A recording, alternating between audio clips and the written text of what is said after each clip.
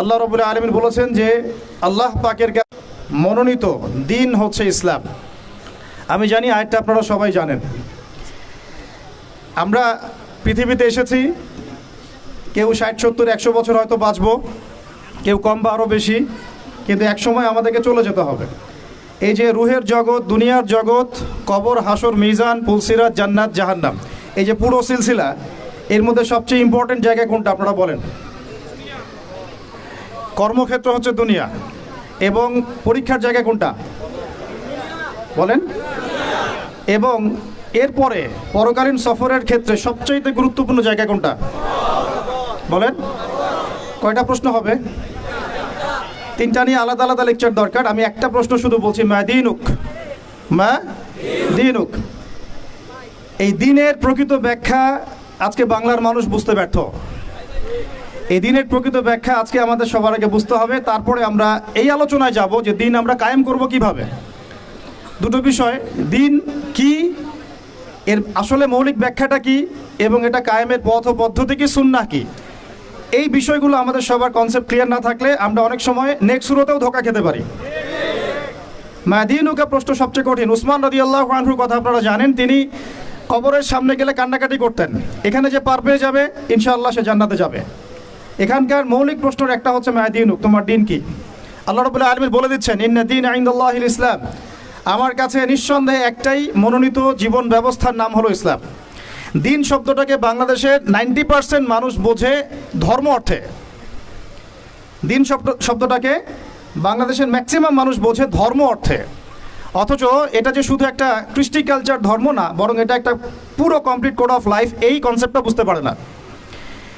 আপনার জীবন ব্যবস্থার মধ্যে বেসিক্যালি 2টা বিষয় থাকে, একটু মনোযোগ ধরে রাখবেন। একটা হচ্ছে আপনার ধর্মীয় জীবন, একটা হচ্ছে আপনার বৈষয়িক জীবন। আমি কি বুঝাতে পারছি ভাই?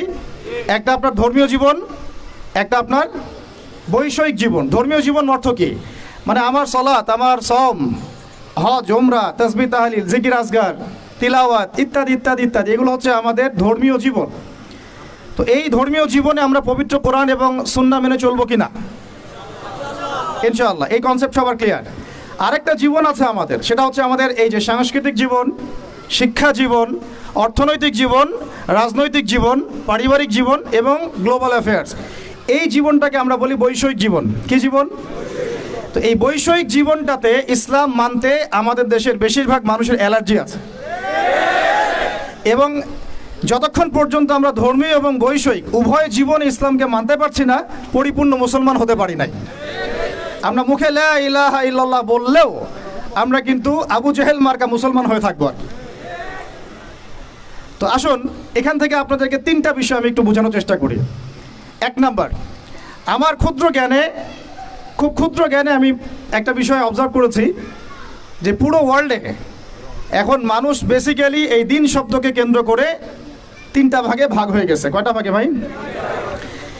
1 নাম্বার হচ্ছে এমন কিছু মানুষ, এমন এক শ্রেণীর মানুষ যারা অবশ্য সংখ্যাগরিষ্ঠ, যারা ধর্মীয় জীবন, বৈষয়িক জীবন কোনো জীবনেই ইসলামকে মানে না, দিনকে মানে না। না ধর্মীয় জীবনে ইসলামকে মানে, না আল্লাহকে মানে, রাসূলকে মানে, আর না বৈষয়িক জীবনে আল্লাহ, রাসূল, ইসলামকে মানে। এই শ্রেণীটার সংখ্যা বিশ্বে বেশি। পুরো পশ্চিমা সভ্যতা এর মধ্যে অন্তর্ভুক্ত, ইল্লা মাশাআল্লাহ। যেই পশ্চিমাদেরকে আমরা এখন আমাদের মাথার উপরে উঠিয়ে নিয়েছি, ঠিক আছে, ওই যে বনু ইসরাইল তো নাজাত পাওয়ার 40 দিন পর বাছুর পূজা শুরু করেছিল, আমরা তার আগে শুরু করেছি আর কি। ওরা করেছিল বাছুর পূজা, আমরা করছি পশ্চিমা পূজা। তো এই পশ্চিমাদের আদর্শ হচ্ছে তারা ধর্মীয় জীবনেও আল্লাহর অস্তিত্ব স্বীকার করেন না, এবং বৈষয়িক জীবনেও তারা আল্লাহকে স্বীকার করেন না। এটা একটা গডলেস ওয়ার্ল্ড। গড শব্দটা ওদের ভাষায় বললাম। এদের কিছু লেসপেন্সার বাংলাদেশের মাটিতেও আছে, যাদেরকে আমরা বলি নাস্তিক এবং মুরতাদ। যত নাস্তিক মুরতাদ আছে সবই এই আকীদাভুক্ত। তারা না বৈষয়িক জীবন আল্লাহকে মানে, আর না ধর্মীয় জীবন আল্লাহকে মানে। তাদের কালিমার আসলে এই পুরো জুমলার মধ্যে ওদের শব্দ 2টা, একটা হচ্ছে লা, একটা হচ্ছে ইলাহা। নাস্তিকদের কালিমা কি? শুধু লা ইলাহা, কোনো ইলাহ নাই, নাউযুবিল্লাহ। আর আমাদের পুরা জুমলায় 4টা শব্দ চলে আসে, লা ইলাহা ইল্লাল্লাহ। একটু আগে আপনারা বললেন, তো নাস্তিকদের মধ্যে শুধু এতটুকু আছে, লা ইলাহা, কোনো ইলাহ নাই, নাউযুবিল্লাহি মিন যালিক। তো এই হচ্ছে একটা শ্রেণী যারা দিনের ব্যাখ্যাকে এভাবে বুঝেছে যে বৈষয়িক জীবনেও তারা দিনকে মানে না এবং ধর্মীয় জীবনেও আল্লাহর অস্তিত্বকে স্বীকার করে না। এবং এরাই বাংলাদেশের মধ্যে যত নাস্তিকতা এবং মুরতাদ এবং এই সংস্কৃতি চালু করেছে এরাই। এটা একটা শ্রেণী। দ্বিতীয় শ্রেণী হচ্ছে তারা যারা খুব ডেঞ্জারাস। এরা খুবই ডেঞ্জারাস, কারণ এদেরকে নিয়ে আমাদের সমস্যা বেশি। কারণ নাস্তিকরা তাদের অবস্থানে স্পষ্ট যে তারা ইসলামকে মানে না, কিন্তু দ্বিতীয় শ্রেণী যারা, তারা আমাদের সাথেই চলাফেরা করে, আমাদের পাশেই সালাত আদায় করে এবং পুরো কালিমাটাই পড়ে লা ইলাহা ইল্লাল্লাহ, কখনো কখনো মুহাম্মদুর রাসূলুল্লাহ বলে, কিন্তু ধর্মীয় জীবনে তারা কোনো কোনো ক্ষেত্রে আল্লাহকে মানলেও, ইসলামকে মানলেও, নামাজ রোজা হজ জাকাত ইত্যাদি করলেও বৈষয়িক জীবনে অর্থাৎ আপনার সাংস্কৃতিক জীবনে, অর্থনৈতিক জীবনে এবং স্পেশালি রাজনৈতিক জীবনে তারা ইসলামকে 5 পয়সা মূল্যায়ন করতে চান না। এবং এই পুরো শ্রেণীটা বাংলাদেশে যত রাম বাম প্রগতিশীল সুশীল বুদ্ধিজীবী আর সেকুলার আছে সব এই শ্রেণীভুক্ত, ইল্লা মাশাআল্লাহ, কিছু মানুষকে বাদ রাখলাম। দ্বিতীয় শ্রেণীটা আমাদের জন্য সবচেয়ে বেশি ডেঞ্জারাস এই কারণে, কারণ প্রথম শ্রেণীটা আমাদেরকে সরাসরি ওই যে জঙ্গি মৌলবাদী এসব বলে না। এই দ্বিতীয় শ্রেণীর যারা, তারা আমাদেরকে অর্থাৎ তৃতীয় শ্রেণীর মানুষকে, যেটা আমি এখন আলোচনা করি নাই, তাদেরকে বলে যে তারা হচ্ছে ধর্মান্ধ, তারা হচ্ছে মৌলবাদী, তারা হচ্ছে ইত্যাদি সন্ত্রাসী, তারা হচ্ছে উগ্রপন্থী, তারা হচ্ছে কি বলবো, হ্যাঁ বলেন, এই শব্দগুলো তারা প্রয়োগ করে এই দ্বিতীয় শ্রেণীর মানুষটা। অথচ তারা কিন্তু আমাদের সমাজেই চলাফেরা করে, আমাদের সাথেই নামাজ পড়ে, জুমার নামাজেও আসে, মারা গেলে জানাজাও পড়ানো হয়, তারা নামাজ রোজা হজ জাকাতও করে, মাঝে মাঝে হজ উমরা বছর বছর করে। এবং আমরা মাঝে মাঝে দেখি যে তারা মদিনায় বসে 20 টাকার নামাজ পড়তেছে 9 মিনিটে। তো এই পুরো সেকুলার সোসাইটি কিন্তু দিন শব্দের ব্যাখ্যা নিয়েছে একটা ধর্মের রূপে, কৃষ্টি কালচার রূপে, এটাকে জীবন ব্যবস্থার রূপে তারা নেয় নাই। আমার কথা কি বুঝতে অসুবিধা হচ্ছে? আচ্ছা, আর এর বাইরে যারা আছে তৃতীয় শ্রেণীর মানুষ, তারা দিনের পরিপূর্ণ ব্যাখ্যা গ্রহণ করতে সক্ষম হয়েছে আলহামদুলিল্লাহ। তারাই এই পৃথিবীতে গোরাবা এবং ইনশাআল্লাহ ফাতুবা লিল গোরাবা। তারা হচ্ছে এই পৃথিবীতে গোরাবা, এই কারণে তাদেরকে মানুষ খুব একটা মূল্যায়ন করছে না। এই তৃতীয় শ্রেণীর মানুষ হচ্ছে গুটি কয়েক কিছু মানুষ এই পৃথিবীতে, বাংলাদেশেও এবং সারা ওয়ার্ল্ডেই। তারা ধর্মীয় জীবনেও এক আল্লাহর তাওহীদ ছাড়া কিছুই বোঝে না, এবং বৈষয়িক জীবনে অর্থাৎ আপনার সংস্কৃতি, আপনার অর্থনীতি, রাজনীতি, পারিবারিক নীতি, শিক্ষানীতি, এই নীতিগুলোতে ইসলাম অর্থাৎ কোরআন এবং সুন্নাহ ব্যতীত অন্য কোনো দর্শনের তারা ধার ধারে না। তো দিন শব্দকে কেন্দ্র করে এইভাবে মানুষ 3 ভাগে ভাগ হয়ে গেছে। এখন আপনারা কোন দলে থাকতে চান?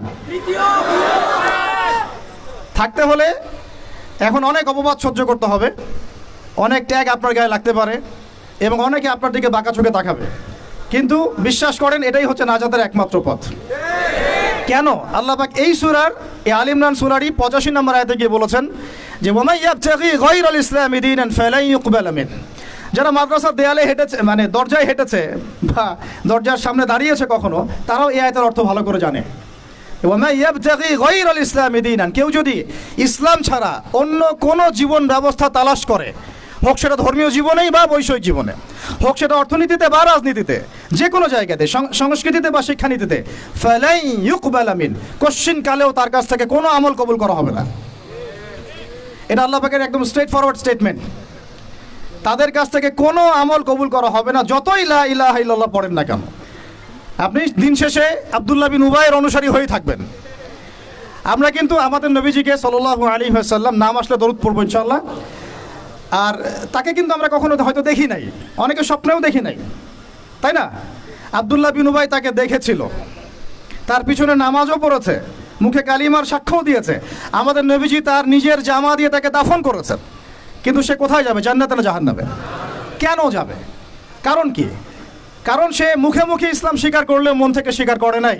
কিছু কিছু ইসলামের বিধিবিধান সে পালন করতো ঠিকই, কিন্তু ইসলামকে একটা কোড অফ লাইফ হিসেবে সে কখনো গ্রহণ করে নাই। তাহলে আমাদের সকল ডেমোক্রেটিকদের কি অবস্থা হবে? সকল সেকুলারদের আপনাদের কি অবস্থা হবে? ভাইদেরকে বলছি, হয়তো তারা এই মেসেজটা জানে না। আমাদের কাজ তো দাওয়া দেয়া, আমাদের কাজ সবসময় এগ্রেসিভ হওয়া না, আমাদের কাজ কি? দাওয়া দেয়া। ফাযাক্কির ইন্নামা আনতা মুযাক্কির লাস্তা আলাইহিম বিমুসাইতির। অন্য সূরাতে আল্লাহ পাক বলেছেন না, ফাযাক্কির ইন নাফাআতিয যিকরা সায়াযাক্কারু মান ইয়াখশা।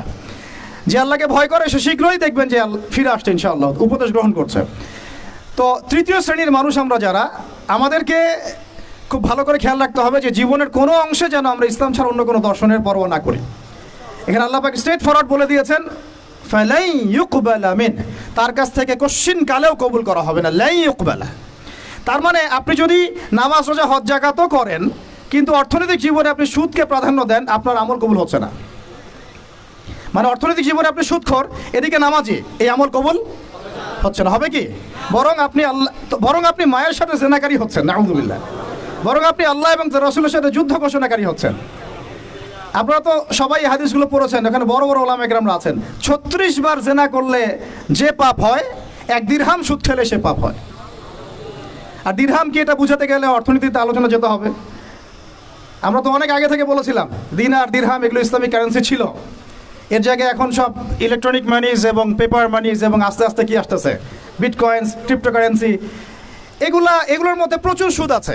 এগুলো হচ্ছে সূক্ষ্মভাবে আমাদেরকে সুদখোর বানানো হচ্ছে। আমাদেরকে সুদখোর বানালে পশ্চিমাদের লাভ কি? আপনার দোয়া কবুল হবে না। তাই সংগ্রাম একমুখী না, আমাদের সংগ্রামটা কিন্তু বহুমুখী। শুধুমাত্র দাওয়া না, শুধুমাত্র সংস্কৃতিই না, শুধুমাত্র রাজনৈতিক ভিশনই না, আমাদের সংগ্রাম কিন্তু অর্থনৈতিকও। রিজিক হালাল না হলে কিন্তু আমাদের আমল কবুল হচ্ছে না। তো আমরা যদি জীবনের যে কোনো ক্ষেত্রে আল্লাহ এবং তার রাসূলের বিধান বাদ দিয়ে অন্য কোনো দর্শন ফলো করি, তাহলে আমাদের আমল কবুল হচ্ছে না। আল্লাহ পাক অন্য আয়াতে কিন্তু এভাবে বলেছেন, আফা হুকমুল জাহিলিয়াতি ইয়াবগুন, তারা কি জাহেলি যুগের হুকুম তালাশ করতেছে? ওয়ালাহু আসলামা মান ফিস সামাওয়াতি ওয়া মান ফিল আরদ তাওআন আও কারহা ওয়া ইলাইহি ইরজাউন। অথচ আল্লাহ পাকের সামনে আত্মসমর্পণ করেছে আসমানের সব সৃষ্টি, জমিনের সব সৃষ্টি, ইচ্ছায় হোক অনিচ্ছায় হোক। শুধু মানুষ করতে চাচ্ছে না আর জিন করতে চাচ্ছে না। অথচ এই দুই জাতিকে আল্লাহ পাক পাঠিয়েছিলেন ইবাদত করার জন্য, পুরো জীবন ব্যবস্থা ইসলাম দিয়ে সাজানোর জন্য।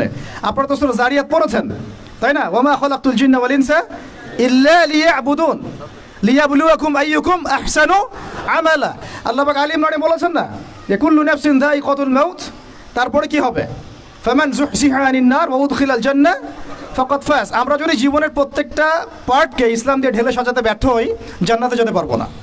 এটা আমাদের একটা মৌলিক মেসেজ আজকে বইমেলা থেকে, যে পরিপূর্ণ জীবনে ইসলাম প্রতিষ্ঠা করুন ইনশাআল্লাহ। শুধু জীবনের একটা আংশিক বিষয় ইসলাম নিয়ে পড়ে থাকলে চলবে না, জীবনের প্রত্যেকটা জায়গায় ইসলাম দিয়ে ঢেলে সাজাতে হবে। উদখুলু ফিস সিলমি, বলেন একসাথে, উদখুলু ফিস সিলমি, পরিপূর্ণরূপে দিনে প্রবেশ করেন। দিনের ব্যাখ্যা আগে বুঝতে হবে। এটা হলো দিন, মায়া দিনুক। এটা যদি আমরা আকীদা ঠিক না থাকে, তাহলে ওই কবরের সওয়াল জবাবে সে আটকে যাবে, সে বলতে পারবে না। কেউ যদি আল্লাহ পাকের সাথে শিরক করে, সে কিন্তু মান রব্বুক উত্তর দিতে পারবে না। একইভাবে কেউ যদি নবী সাল্লাল্লাহু আলাইহি ওয়াসাল্লামের সুন্নাহ বাদ দিয়ে অন্য কোনো সুন্নাহ তালাশ করে ওইভাবে জীবনযাপন করে, সে কিন্তু মান নবীউক উত্তর দিতে পারবে না। তো আমাদেরকে এই কনসেপ্টটা ক্লিয়ার রাখতে হবে যে দিন একটা পরিপূর্ণ জীবন বিধান। এখন আসেন যে এর বেসটা কী হবে, এর ভিত্তিটা কী হবে। এর জন্য আপনাকে চলে যেতে হবে ওই বিদায় হজের ভাষণে। বিদায় হজের ভাষণ তো মোটামুটি আপনারা জানেন, আমি আশা করছি। আপনারা তো একটা ইলমি পরিবেশে থাকেন, এই জন্য আমি টাচ করে যাচ্ছি, সবগুলো বলার সময় পাচ্ছি না। এখানে একটা হাদিস আছে, বিদায় হজে অনেকগুলো ভাষণ ছিল, তার মধ্যে একটা ভাষণে নবী সাল্লাল্লাহু আলাইহি ওয়াসাল্লাম বলেছেন, বলুন সাল্লাল্লাহু আলাইহি ওয়াসাল্লাম, যে তারাকতু ফিকুম আমরাইন, আমি তোমাদের মাঝখানে ছেড়ে যাচ্ছি মাত্র দুটো বস্তু। লান তাদিল্লু মা তামাসসাকতুম বিহিমা, তোমরা কোশ্চিন কালেও পথভ্রষ্ট হবে না যতদিন পর্যন্ত এই দুটাকে আঁকড়ে ধরে থাকবে। এই দুটা কি? কিতাব আল্লাহ, আল্লাহর কিতাব, আর কি বলেন? নবীর সুন্নাহ। তো এখন কিতাব এবং সুন্নাহ আমাদের সামনে স্পষ্ট, এবং এই কিতাব এবং সুন্নাহর সাথে সাহাবায়ে কেরাম রাদিয়াল্লাহু আনহুম আজমাইন তাদের মানহাজ নিতে হবে কি হবে না? এই জায়গায় কিন্তু আমাদের অনেক প্র্যাকটিসিং মুসলিম ভাইয়েরও আকীদার মধ্যে গলদ আছে। অনেকে মনে করেন যে খালি কোরআন এবং সুন্নাহ আমি সরাসরি নিব, সাহাবীদেরকে আমি নিব না। এই আকীদা ঠিক না ভাই। সাহাবীদেরকে ছাড়া আপনি কোরআন এবং সুন্নাহ সরাসরি মানতে পারছেন না। কারণ অন্য হাদিসে নবী সাল্লাল্লাহু আলাইহি ওয়াসাল্লাম বলেছেন, আলাইকুম বিসুন্নতি, তোমাদের উপর আমার সুন্নাতটা কি ওয়াজিব, এটা পালন তোমাদের করতেই হবে, ম্যান্ডেটরি। ওয়া সুন্নতি খুলাফায়ে রাশিদিন মাহদিন মিন বাদি, এবং আমার পরে খুলাফায়ে রাশিদার সুন্নাত তোমাদেরকে মানতে হবে। তাহলে এটা হলো আমাদের পিলার, যে আমরা ইসলাম মানব পরিপূর্ণ জীবনে কোরআন এবং সুন্নাহকে সামনে রেখে, এবং সাহাবায়ে কেরাম রাদিয়াল্লাহু আনহুম আজমাইন তাদের ফাহাম অনুযায়ী, তাদের বুঝ অনুযায়ী। ক্লিয়ার কথা? এবার আসেন, এই ইসলামটার দাওয়াত আমরা দিব, এটাতে আপনারা সবাই এগ্রিড। এখন কথা হচ্ছে এটা আমরা প্রতিষ্ঠা করব কিভাবে। এই তো মূল কথাটা কি, এই দিনটাকে আমরা আমাদের জায়গায় বাংলার জমিনে প্রতিষ্ঠা করব কিভাবে। জরুরি না যে বাংলার জমিনে ইসলামী খেলাফত কায়েম হবে, অন্য কোনো জায়গা হতে পারবে না, এটাও কিন্তু জরুরি না। আল্লাহ পাক চাইলে এই খেলাফত সিরিয়ায় কায়েম করতে পারে, ফিলিস্তিনে কায়েম করতে পারে। আল্লাহ পাক চাইলে আরও অন্য কিছুও করতে পারেন। আপনারা সিরাতের আলোকে জানেন, যখন নবী সাল্লাল্লাহু আলাইহি ওয়াসাল্লাম তায়েফে গিয়েছেন এবং তাকে মারা হয়েছে, তিনি ফিরে এসেছেন মক্কায়, তখন কি সাহাবীরা চিন্তা করতে পেরেছিলেন যে কয়দিন পরে আমরা মদিনায় যাব, সেখানে ইসলামিক স্টেট কায়েম হবে? বলেন আমাকে। যখন মক্কায় সাহাবীরা নির্যাতিত হচ্ছেন, যখন নবীজি বলছেন আবিসিনিয়ায় চলে যাও, সেখানে একজন রাজা আছে, তাই না, লা ইউজলামু ইনদাহু আহাদ, তার কাছে কেউ জুলুমের শিকার হয় না, তখন কি সাহাবীরা কেউ কল্পনা করেছিলেন মদিনায় ইসলামী রাষ্ট্র কায়েম হবে? তাই আমরা যেন এই ফিকিরটা শুধু এভাবে চিন্তা না করি যে এতটুকুই জমিন আমাদের, না, পুরো বিশ্বটাই আমাদের। সুবহানাল্লাহ, পুরো বিশ্বটাই আমাদের। আর আমরা আখিরুজ্জামানের হাদিসগুলো থেকে এটা স্পষ্ট জানতে পারি যে ইনশাআল্লাহ তাআলা বাইতুল মুকাদ্দাস হবে আমাদের খেলাফার প্রাণকেন্দ্র ইনশাআল্লাহ, এবং আমাদের কন্টিনেন্টে খোরাসান। এটার অনেক ব্যাখ্যা, এটা পরে আপনারা আস্তে আস্তে আসবেন এবং এটা নিয়ে আপনারা আলোচনা শুনেছেন, আমি এটা আশা করি। মূল কথাটা বলে আমি শেষের দিকে, ফিনিশিংয়ের দিকে যাব, যে আমরা আসলে এটাকে এখন কায়েম করব কিভাবে। এই প্রশ্নটা কি গুরুত্বপূর্ণ না গুরুত্বপূর্ণ না? অনেকে অনেকভাবে ব্যাখ্যা করছেন। কেউ বলছেন যে এটা কায়েম করতে হবে অমুক পদ্ধতিতে, কেউ বলছেন তমুক পদ্ধতিতে, কেউ বলছেন যে শুধু দাওয়াতের মাধ্যমে, কেউ বলছেন শুধু জিহাদ, কেউ বলছেন সরাসরি শুধু কিতাল, কেউ বলছেন ডেমোক্রেসি, কেউ বলছেন ভোটাভুটি, কেউ বলছেন বুলেট, কেউ বলছেন ব্যালট। তাহলে আসলে যাবোটা কোথায় এবং সুন্নাহ ভিত্তিক পদ্ধতিটা কি? এটার উত্তর দেওয়ার আগে আমি একটা প্রশ্ন করি আপনাদেরকে। আমাকে আপনারা বলেন যে দিন কায়েম করাটা কি ইবাদত না এটা একটা দুনিয়াবি কাজ? বলেন। আচ্ছা, এখন আমাকে বলেন যে ইবাদত কবুল হওয়ার শর্ত কয়টা? বলেন বলেন। দুইটা বা তিনটা? ঠিক আছে তো ভাই, বলেন, সাহস করেন। দুইটা বা তিনটা, তাই না? প্রথমটা হচ্ছে আল্লাহ পাকের সন্তুষ্টির জন্য হতে হবে। তাহলে আমরা দিন কায়েম করতে গেলে কার সন্তুষ্টি থাকবে আমাদের মাথায়? শুধু এক আল্লাহকে রাজি খুশি করার জন্য দিন কায়েমের চেষ্টা করা, শুধু এক আল্লাহর সন্তুষ্টির জন্য, অন্য কাউকে দেখানোর জন্য না, অন্য কাউকে শোনানোর জন্য না, বা গনিমত পাওয়ার জন্য না, শুধু আমার ক্ষমতা দখল করার জন্য না, শুধু এক আল্লাহকে রাজি খুশি করার জন্য আমার দিন কায়েমের মুভমেন্ট থাকবে। এই জায়গায় কিন্তু অনেকের ইখলাস নষ্ট হয়ে যায়, আন্দোলন ব্যর্থ হয়ে যায়। আমাকে বলেন যে এখন এতদিন যা হলো, এখন যা হচ্ছে, ভবিষ্যতে যা হবে, এখানে পুরো সিস্টেমটার মধ্যে ইখলাস কি এটা ছিল যে আল্লাহর জমিনে আল্লাহর তাওহীদ কায়েম করা? এখন আপনারা বুঝতে পারতেছেন, প্রথম দিন আমরা স্ট্যাটাস দিয়েছিলাম যে পশ্চিমার কোনো সেবা দাসকে আমরা গ্রহণ করব না। এখন আস্তে আস্তে সব বুঝতে পারবেন, কেবল তো শুরু, দেখেন সামনে কি হয়। শোনেন, এই উসুলটা মাথায় রাখেন, যখন একটা কওম জুলুম করতে থাকে, যখন একটা কওম জুলুমের উপর জুলুম করতে থাকে, আল্লাহ পাক তার উপরে আরো বড় জালেম চাপায় দেন। এরপরে যখন এই কওমটা মাজলুম হয়ে যায়, আল্লাহকে ডাকতে থাকে, আল্লাহর কাছে আত্মসমর্পণ করে, তখন আল্লাহ পাক তার জন্য ওই ফিরাউন থেকে নিষ্কৃতির জন্য মুসা আলাইহিস সালামের মতো মানুষকে পাঠান। এরপর তারা মুক্তির পথে যায়। আবার যখন এই কওম ওই ফিরাউনের কবল থেকে নাজাত পেয়ে বনু ইসরাইলের উদ্ধত আচরণ শুরু করে, তখন আরো বড় জালেমকে আল্লাহ চাপায় দেন। আমরা যেন এই ভুল করতে না যাই, আমরা যেন এই ভুলটা না করি। আল্লাহ পাক যদি আমাদেরকে ফিরাউনের কবল থেকে নাজাত দিয়ে থাকেন, আমরা যেন উদ্ধত বনু ইসরাইল না হয়ে যাই। এটা আমার খুব হৃদয়ের ভিতর থেকে একটা আকুতি আর কি। তো মূল কথায় আসি যে আল্লাহ পাকের সন্তুষ্টি হবে আমার উদ্দেশ্য, ইখলাস ঠিক রাখতে হবে প্রত্যেকটা কাজের। আপনারা বইমেলায় কেন এসেছেন? আল্লাহকে রাজি খুশি করার জন্য। আমি কেন কথা বলছি? আল্লাহকে রাজি খুশি করার জন্য। আমরা ওস্তাদকে শ্রদ্ধা সম্মান কেন করি? আল্লাহকে রাজি খুশি করার জন্য। নাকি ওস্তাদ আপনাকে প্রশংসা করবেন সেজন্যে, নাকি এখানে আপনি কোনো স্বার্থ পাবেন সেজন্যে? শুধু এক আল্লাহকে রাজি খুশি করার জন্য যখন আমরা সবাই কাজ করব, দেখবেন অটোমেটিক্যালি তাওহীদ প্রতিষ্ঠা হয়ে গেছে ইনশাআল্লাহ। আপনারা যখন সিরাত পড়বেন দেখবেন খায়বার যুদ্ধের পরে মদিনা ফেরার পথে আরও দুই একটা যুদ্ধ হয়েছে। ওই দুই একটা যুদ্ধের মধ্যে কিছু ইহুদি ওত পেতে আক্রমণের চেষ্টা করেছিল। সেখানে নবী সাল্লাল্লাহু আলাইহি ওয়াসাল্লামের একজন খাদেম ছিল। সেই খাদেম তীরবিদ্ধ হয়। সাহাবীরা বলতে লাগলো যে মাশাআল্লাহ, এ তো পুরো জান্নাতে চলে যাবে। নবী সাল্লাল্লাহু আলাইহি ওয়াসাল্লামের খাদেম ছিল, তীরবিদ্ধ হয়ে শহীদ হলো। নবীজি বলছেন না, সাল্লাল্লাহু আলাইহি ওয়াসাল্লাম বলছেন না, বরং আমি দেখছি তাকে জাহান্নামের আগুনে জ্বলতে। বলেন আউযুবিল্লাহ। সাহাবীরা অবাক হয়ে জিজ্ঞাসা করলেন, কি কারণ ইয়া রাসূলুল্লাহ?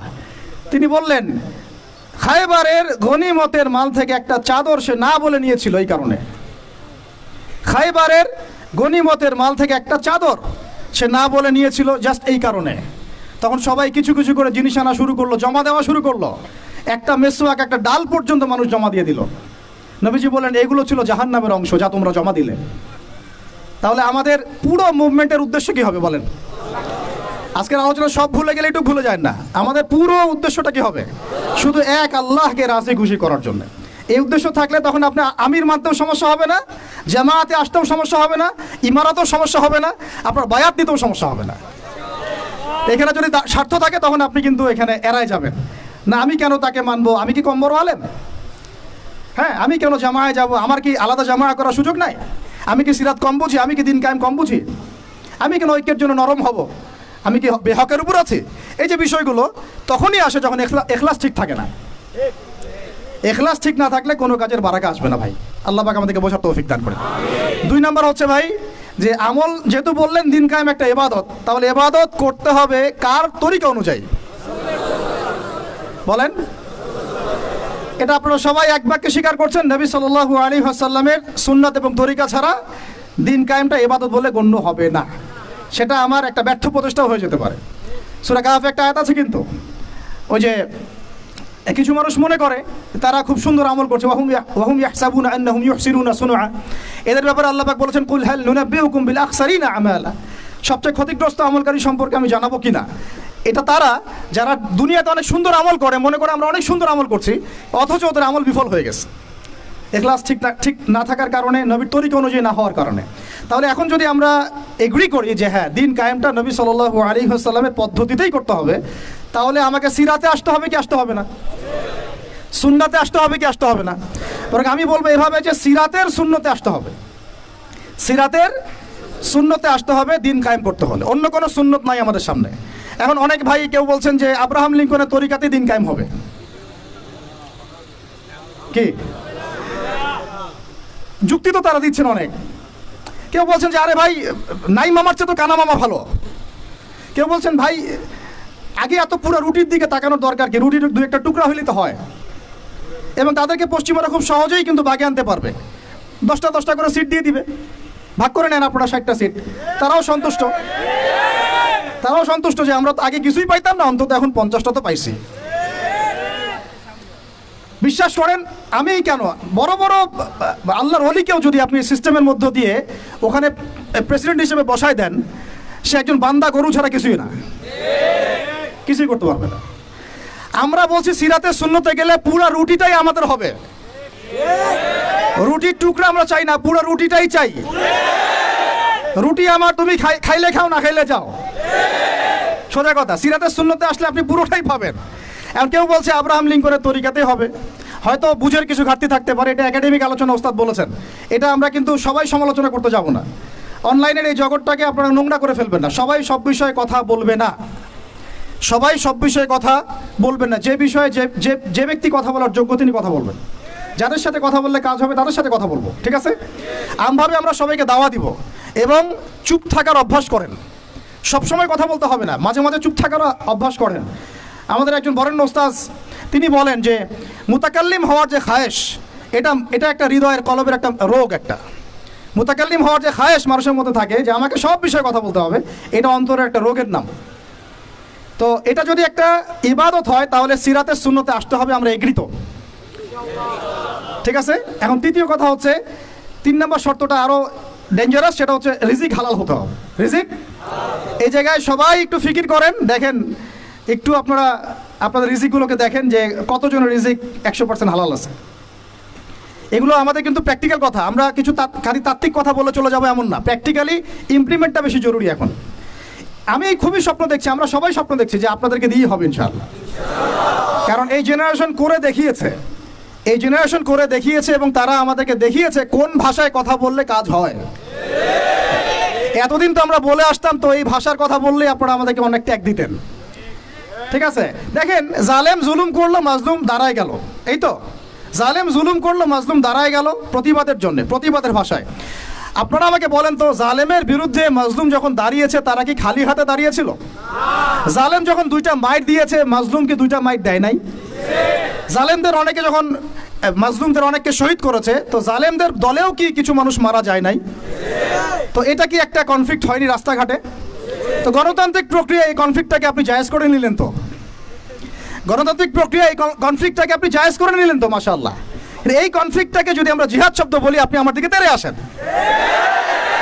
বিষয়টাই না সেম বিষয়, একই বিষয়। আপনি জালেমের এগেইনস্টে দাঁড়াইছেন, মাজলুম জুলুমের শিকার হতে হতে হতে আমাদের ভাই আবু সাইদ জীবন দিল, মুগ্ধরা জীবন দিল, সবার একটা সিম্পেথি তৈরি হলো। এখানে আম জনতা, রিক্সা চালক, শ্রমিক, মানে ওলামায়ে কেরাম, কে বাকি ছিল? সবাই তাদের পক্ষে ছিল, তাই না? কেউ লিখেছে, কেউ বলেছে, কেউ মাঠে ছিল। তারা ছিল মাজলুম, দেয়ালে পিঠ থেকে গেছে, তখন তারা কিন্তু হাতে কিছু না কিছু তো উঠিয়েছিল, নাকি উঠায় নাই? তো উঠিয়ে তারা একটা প্রতিবাদের ভাষা আমাদেরকে দেখিয়েছে, এইভাবে প্রতিবাদ করতে হয়। তো ওই প্রতিবাদটার পরে আপনারা কি এখন বলবেন যে ছাত্র জনতার মধ্যে কেউ জুলুম করেছে? ছাত্র জনতা জঙ্গি, ছাত্র জনতা সন্ত্রাসী, এই সম্বন্ধে একটা সন্ত্রাসী ছিল, ওরা জঙ্গি ছিল, হ্যাঁ ওরা উগ্রবাদী ছিল। কেন বলছেন না এখন আপনারা এই কথাগুলো? আমার প্রশ্ন হচ্ছে, এখন এই কথাগুলো আপনারা কেন বলছেন না? কারণ আপনারা বুঝতে পারছেন তারা ন্যায্য কাজটাই করেছে। যখন জালেম জুলুম করতে করতে করতে মাজলুমকে একদম দেয়ালে পিঠ ঠেকিয়ে দেয়, তখন মানুষকে হামাস হতে হয়, তখনই বিভিন্ন জিহাদি সংগঠনের অস্তিত্ব আসে, তখনই কিন্তু খোরাসান স্বাধীন হয়। তো এখন আমরা বাংলাদেশেও বুঝতে পারছি যে হ্যাঁ, তখনই কিন্তু ছাত্র ভাইরা হাতে প্রতিবাদের ভাষা উঠিয়ে নিয়েছিল। তো এটাকে গণতান্ত্রিক প্রক্রিয়া আপনারা জায়েজ করছেন, ঠিক আছে, এটা কোনো সমস্যা না, এটা ভালো, ওরা প্রতিবাদ করেছে, ওদেরকে আমরা কিন্তু খারাপ বলতে পারি না। কেউ বলছে খারাপ? এই একই স্লোগান যদি সিরাতের সুন্নতে আমরা বলি যে দাওয়াতের সাথে জিহাদ লাগবে, তখন তো তেরে আসবেন আমাদের দিকে, আসবেন না? আসবে। আপনারা লিখে নেন আমার কথাগুলো। এই একই জিনিসটাই, এই প্রতিবাদের এই ভাষাটাই যখন আপনি দাওয়াতের সাথে জিহাদ শব্দ ইউজ করবেন, আপনার দিকে তেরে আসবেই। এবং এখন যাদের পা ধরা হচ্ছে, তারা তো পুরো বিশ্বব্যাপী এটাকে মিটিয়ে ফেলার মিশন নিয়েছে। আপনারা কি মনে করছেন যে তারা আমাদের প্রতিবেশীর চাইতে আমাদের বন্ধু হয়ে যাবে? কখনো, কোশ্চিন কালেও না। এটা জেগে জেগে স্বপ্ন দেখছে তারা। তো আল্লাহ পাক তাদেরকে সহি সামাজ দান করেন। আমি সবসময় আমরা সবকিছু করবো না, আমরা তো পরিবেশ পরিস্থিতি বুঝে ইনিশিয়েটিভ নিব, তাই না? কিন্তু সিরাতের কোন অংশকে আপনি বাদ দিতে পারেন না। তো একটা অংশকে বাদ দিয়ে দিবেন, একটা অংশকে নিবেন, দিনের কিছু অংশকে রাখবেন, কিছু অংশ রাখবেন না, এটা তো ইসলাম হলো না। যখন যেটা ইমপ্লিমেন্ট করার অবস্থা সৃষ্টি হবে তখন সেটা করতে হবে, এটাই তো ইসলাম। আর আমরা দেখলাম যে কোন ভাষায় কথা বললে দাবি আদায় করা যায়। আর একটা ভাষা আছে বাংলাদেশে দাবি আদায় করার, কিছু হইলে শাহবাগে চলে যাওয়ার। তো মাঝে মাঝে আমরাও বাসায় একটু মশকরা করি যে তোমার কিছু লাগবে, কেন কিছু লাগলে চলো শাহবাগে যাই, দাঁড়ালেই আমাদেরকে ইয়া দিবে আর কি, মানুষ বাহবা দিবে, আমার দিকে জনসমর্থন তৈরি হবে। তো মূল জায়গায় আসে ভাই, যে এখন আপনাদের সাথে এই ব্যাপারটা আমার ক্লিয়ার যে এটা একটা ইবাদত, এটাকে করতে হবে সিরাতের সুন্নতে, তাই তো? আর সিরাতের সুন্নতে করতে গেলে আপনাদেরকে সিরাত পড়তে হবে কিনা ভাই? আমাকে বলেন যে সিরাতের 40 থেকে 50টা কিতাব আছে এখন, যদি আপনারা ঘুরেন এখানে। আলহামদুলিল্লাহ আমার বাসায় মোটামুটি সবগুলোই আছে, এবং সিরাতের একজন গভীর ছাত্র আমি। সিরাতের 10টা কিতাব কারা কারা পড়েছেন? হাত তুলেন। কমপক্ষে 10টা। আচ্ছা 10টা বেশি বলে ফেলছি। 5টা সিরাতের বই কারা কারা পড়েছেন? মাশাআল্লাহ। একটা পড়েছেন কারা কারা ভাই? একটা, অন্তত একটা কিতাবের নাম বলছি, খুব পাতলা একটা কিতাব, সিরাতে খতামুল আম্বিয়া, কয়জন পড়েছেন? আর রাহিকুল মাকতুম কয়জন পড়েছেন? নবীর রহমত কয়জন পড়েছেন? এরকম অনেক কিতাব আছে। সিরাতের বই না পড়লে ভাই তরিকা বোঝা যাবে না। তরিকা সবসময় আপনাকে সব কিছু ধরায় দিতে হবে কেন? আপনি নিজেই বুঝে নেন কোনটা তরিকা, তখন আমি বললে আপনি বুঝে ফেলবেন কত কি। এখন আমি খুব সংক্ষেপে আপনাদেরকে বলছি যে দেখেন তরিকাটা কেমন ছিল। নবী সাল্লাল্লাহু আলাইহি ওয়াসাল্লাম, একটু মনোযোগ দেই ভাই, এটা আমার আলোচনার শেষ পার্ট, ঠিক আছে? নবী সাল্লাল্লাহু আলাইহি ওয়াসাল্লাম এমন একটা যুগে ছিলেন যে যুগটা ঠিক আমাদের মতোই, একেবারে হুবাহু না হলে 19 আর 20। যেমন উনি এমন একটা যুগে জন্ম নিয়েছিলেন যে যুগটার মধ্যে 5টা মৌলিক সমস্যা ছিল। কয়টা? এবং ওই যুগটাকে আপনারা আইয়ামে জাহিলিয়াত বলে গালি দেন, তাই তো? এবং সেকুলার রামবামরাও বলে এটা আইয়ামে জাহিলিয়াত। কেন বলি আমরা? কারণ ওই সমাজে শিরক ছিল। কি ছিল? এখন আপনি আমাকে বলেন এই সমাজের মধ্যে শিরক আছে কিনা? ওখানে লাত উজ্জা হবল মানাতের ইবাদত হয়েছে, এখন তো বিভিন্ন ভাস্কর্যের পূজা হয়েছে, হয় নাই? ছবি সংস্কৃতি হয়েছে, মূর্তি সংস্কৃতি হয়েছে। এখানে একটা আমার দুঃখের কথা একটু বলেই ফেলি যে অনেকে বলেছেন যে মাদ্রাসার ছেলেদেরকে মন্দির পাহারা দিতে ইত্যাদি ইত্যাদি। আমি এটার সাথে একমত না। এটার সাথে আমি ব্যক্তিগতভাবে বলছি আর কি, আমি একমত না। কারণ বাংলাদেশে অমুসলিম প্রশাসন আছেন, তাদেরকে ডিউটি দেওয়া যায়। আমি তো এটাও পক্ষপাতী না যে একজন মুসলিম অফিসার ওখানে গিয়ে মূর্তি পাহারা দিবে, আর মাদ্রাসার ছেলেরা কি কারণে ওখানে গিয়ে পাহারা দিতে যাবে? তো এই যে আকবরিয়ে বেশি দরদ দেখানো, এটা আমাদের মনে হয় ভালো হচ্ছে না। আর আমরা যত ইলিশ দেই না কেন তারা আমাদেরকে কখনো স্বাধীনতা দিবে না। এইগুলা বাদ দেন, এইগুলোর দিন শেষ। সরাসরি কথা বলতে হবে। কই, তারা তো পাকিস্তানের বাদ ছাড়তে পারে নাই, তারা তো চায়নার বাদ ছাড়তে পারে না, তারা তো অন্যান্য ইভেন নেপালেরও বাদ ছাড়তে পারে না। তাহলে এই যে তিস্তার বাদ আর এই বাদগুলো এত সহজে ছাড়ে কিভাবে? ব্যাপারটা তো এখানে ফয়সালা হবে না যে ছেড়ে দিল, বন্যা হয়ে গেল, আমরা ত্রাণ দিলাম, ফখর করলাম কে কত টাকা ত্রাণ দিয়েছে। ত্রাণ দিয়েছি ঠিক আছে, আলহামদুলিল্লাহ। আমার মূল জায়গা হচ্ছে সে যেন পানি ছাড়তে না পারে এরপর থেকে। এটা ছিল আমাদের মূল কথা। কিন্তু এই জায়গায় কি আমরা কাজ করলাম? আমরা ত্রাণ দিলাম, আলহামদুলিল্লাহ, ঠিক আছে, কিন্তু আমরা কিন্তু ওই জায়গায় গেলাম না যে এরপর থেকে যেন এই বাদ খোলার সাহস তারা না পায়। তো মূল জায়গায় আসে, আল্লাহ পাক আমাদেরকে আমল করার তৌফিক দান করে দেন। আমিন। আইয়ামে জাহিলিয়াতে যে ওই যুগে শিরক ছিল, এটা ছিল মূল কথা। আইয়ামে জাহিলিয়াত কেন বলছেন? ওই যুগে কি ছিল? এখন বিশ্বাস করেন আমাদের বাংলার মাটিতে ধর্মীয় অঙ্গনের শিরক আছে, কবর পূজা, মাজার পূজা আছে না? রাজনৈতিক অঙ্গনের শিরক আছে। কি শিরক? আল্লাহর বিধান বাদ দিয়ে তাগুতি বিধানে দাসত্ব করা।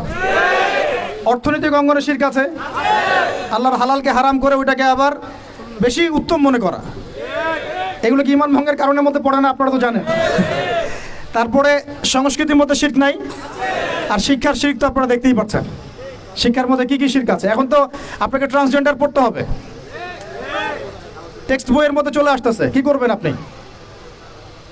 তো প্রত্যেকটা ডিপার্টমেন্ট, আমাদের ডিপার্টমেন্ট এই কয়টাই: ব্যক্তি জীবন, ধর্মীয় জীবন, পারিবারিক, অর্থনৈতিক, শিক্ষা, সংস্কৃতি, রাজনীতি, প্রত্যেকটা ডিপার্টমেন্টেই শিরক আছে বাংলাদেশে। তাহলে আইয়ামে জাহিলিয়াতের ওই শিরক না হয় একটা ধর্মীয় প্রেক্ষাপটে ছিল, এটা তো পুরো একটা গ্লোবাল প্রেক্ষাপটে শিরক হয়ে যাচ্ছে। তাহলে আমরা কি এখন আইয়ামে জাহিলিয়াত থেকে এই সেন্সে মুক্ত হতে পেরেছি? দ্বিতীয় প্রবলেম ছিল রিবা। আইয়ামে জাহিলিয়াতের দ্বিতীয় প্রবলেম রিবা।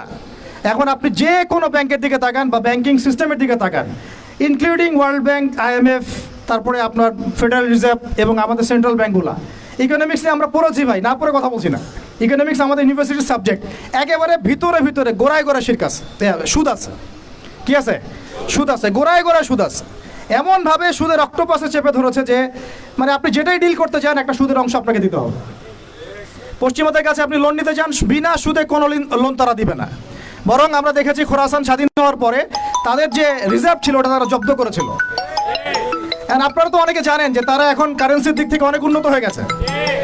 কেউ কি কখনো জিজ্ঞাসা করেছেন বা প্রশ্ন তুলেছেন যে কি ফর্মুলা তারা ইমপ্লিমেন্ট করেছেন? তারা কিন্তু ডাবল কারেন্সি চালান, তাদের দেশে ডাবল কারেন্সি চলে, জাকাত ভিত্তিক অর্থনীতি চলে, এবং সব দুর্নীতি তারা বন্ধ করেছেন, এবং যত কালো টাকা এগুলোকে সাদা করে ফেলেছেন। তো এই বিষয়গুলো কি ইসলামের মধ্যে নাই? কিন্তু এর ইমপ্লিমেন্ট বাংলাদেশে বিগত 70 বছর হয় নাই। যতবারই স্বাধীন হয়েছেন আপনারা, এই ইমপ্লিমেন্ট হয় নাই যে সুদবিহীন অর্থ ব্যবস্থা চালু করা কেউ করতে পারে নাই।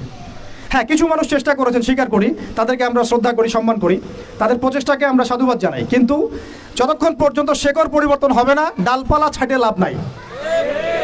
আমাদের একটা সাইকোলজিক্যাল সমস্যা হচ্ছে আমরা সবসময় ডালপালা নিয়ে আলোচনা করি।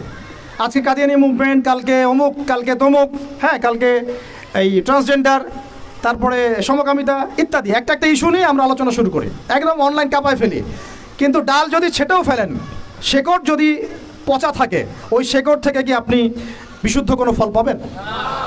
তা আমরা যে দাওয়াতটার কথা বলি সেটা হচ্ছে পুরো শেকড়টাকেই লা ইলাহা ইল্লাল্লাহ এইটা প্রতিষ্ঠা করা, সেটা আবার মুহাম্মদুর রাসূলুল্লাহ তরিকা অনুযায়ী। এই কালিমা পূর্ণ হবে তখন সিরাতের সুন্নতে সাল্লাল্লাহু আলাইহি ওয়াসাল্লাম। তো এটা একটা বড় সমস্যা ছিল, যেখান থেকে এখন পুরো বিশ্ব বের হতে পারে নাই। তাহলে আমরা এখনও জাহিলিয়াতের এই মরণ থাবার মধ্যেই কিন্তু আছি। 3 নাম্বার ছিল মাদক। বলেন, আপনারাই বলেন, এই মাদক থেকে কি আমরা বের হতে পেরেছি কিনা? আমরা তো অনেককে দেখি ইফতার করেও সিগারেট টান দেয়। তো আরও বড়, এখন এই অঞ্চলগুলোতে আপনারা তো জানেন ভালো করে আমার চেয়ে, মাদকের কি সয়লা। হ্যাঁ, অনেক বড় বড় কোটিপতি শিল্পপতি হয়েছে ইয়াবার ব্যবসা করে, আবার জাকাতও দেয়, আবার এদিকে হজও করে, উমরাও করে। তো সুদ দেখেন, সুদ, ঘুষ, দুর্নীতি ছাড়া কোন সেক্টরটা টিকে ছিল? ঘুষ ছাড়া কোথায় চাকরি হয়েছে? সুদ ছাড়া কোন ব্যাংকিং সিস্টেম চলে? তাহলে সেই হারাম অর্থনীতি থেকে আমরা তো বের হইতে পারি নাই। আইয়ামে জাহিলিয়াতের মধ্যে আছে এবং মাদকের ভয়াল থাবার মধ্যে আছে। ইয়াং জেনারেশনের বেসিক সমস্যাই মাদক। এখন কারণ তারা একটা সময় পর্যন্ত অন ইসলামিক লাইফ লিড করে, গার্লফ্রেন্ড অ্যাফেয়ার্স এইটা ওইটা গান বাজনা করতে করতে হতাশ, শেষমেশ মাদক। ওখানে গিয়ে লক্ষ লক্ষ ছেলে বাংলাদেশে মাদকাসক্ত হয়ে আত্মহত্যা করেছে। হয়তো লক্ষ লক্ষ না হলেও পরিসংখ্যানটা কাছাকাছি হবে। তো এই সমস্যাটা থেকে আমরা কিন্তু বের হতে পারি নাই। আরেকটা ছিল জাহিলিয়াতের সমস্যা, নারী জাতির অবমাননা। এটা থেকে কি বের হতে পারছে জাতি? বলেন, নারী জাতির আমাদের একটু আগে এক বোনের কথা আসলো, তাহলে আমাদের বোনরা কি এখনো সেফ? একটা প্রসঙ্গ শব্দ উঠে আসছে না, গুম। এবার আসলে এই ব্যাপারটা এমনই হয় যে আপনি তো তখন কোনো প্রতিবাদও করতে পারবেন না। একেবারে আতর্কিত হামলার মতো হুট করে 1 মিনিটের মধ্যে উঠাই নিয়ে চলে গেল, কিছুই বলার নাই, কিছুই করার নাই। সাথেই হ্যান্ডকাফ, চোখ বেঁধে ফেলা এবং জোরে জোরে গান ছেড়ে দেয় আর কি, যাতে আপনার মাইন্ডটা ফ্রেশ থাকে। নাউযুবিল্লাহ, মানে আপনি যেন রিল্যাক্স ফিল করেন, ভয় না পান। তো এই যে একটা ভীতিকর অবস্থা, যখন তখন যাকে তাকে উঠাই নিয়ে যাচ্ছে। তো এখান থেকে তো মেয়েরাও রেহাই পেল না। তখন তাহলে সত্যি কি আমরা আমাদের দিনী বোনদেরকে সিকিউর করতে পেরেছি? ইভেন আমরা তো ভাইদেরকেও সিকিউর করতে পারি নাই। যেমন উস্তাদ করা হবে বললেন, এরপর থেকে এরকম করতে আসলে হাত ভেঙে দেওয়া হবে। এরপর থেকে এরকম গোপন অভিযান চালাতে আসলে প্রতিবাদ করা হবে ইনশাআল্লাহ। কারণ যদি একজন মানুষ অপরাধ করেই থাকে, আপনি সরাসরি মামলা দায়ের করে তার বিরুদ্ধে ব্যবস্থা নেন। এভাবে হুটহাট করে রাতের অন্ধকারে উঠাই নিয়ে চলে যাবেন, কোথায় রাখবেন কেউ জানবে না, কি খাবে না খাবে তার ঠিক ঠিকানা নাই, লাশ ধোয়া চকির মধ্যে শুয়ে থাকবে। একটা কোরআন চাইলে কোরআনও দিবেন না পড়তে, একটা কোরআন যদি চাওয়া হয় কোরআনও দিবেন না পড়তে। যখন তখন রিমান্ডে নিয়ে যাবেন। নির্যাতন তো ওটা বাদ দিলাম, কারণ আমরা বলতে চাই না। এই কারণে আমরা অনেক ভাইদের কুরবানির যে ইতিহাস শুনেছি, গল্প কারগুজারি শুনেছি, তার বিপরীতে এই বিষয়গুলো নিয়ে আমার ব্যক্তিগতভাবে কথা বলতে লজ্জা লাগে। তাদের এত বড় বড় কুরবানি আছে যে আমরা এগুলো নিয়ে কথা বলতে লজ্জা পাই। ঠিক আছে, তো এতটুকু শুধু ইঙ্গিত দিব যে এগুলোর পিছনে যতটা নাই রাম বাম আর নাস্তিক মুরতাদ এরা দায়ী, তার চেয়ে বেশি দায়ী ছিল এক শ্রেণীর দাড়ি টুপিওয়ালা মানুষ। এতটুকু বললাম, আর কিছু বলতে চাই না। কারণ আমরা চাই কিছু আচার পরকালের জন্য থাক, আর কথা হচ্ছে আমরা কিন্তু আমাদের ভাই বোনদেরকে সিকিউর করতে পারছি না। আমাদের ভাইরা এখনও ওই মাদক আর নারী জাতির অবমাননার মধ্যেই থেকে গেছেন। আর এখন বেহায়াপনা, এই আপনার জেনা, ব্যভিচার, পর্নোগ্রাফি, মেয়েদেরকে অনেকে বলেন জীবন্ত তো এখন দাফন করা হয় না। আমি বলি মেয়েদেরকে এখনও গর্ভে মেরে ফেলা হয়। মেয়েদের প্রতি এখনও সমাজ সেইভাবে সাম্য প্রদর্শন করছে না।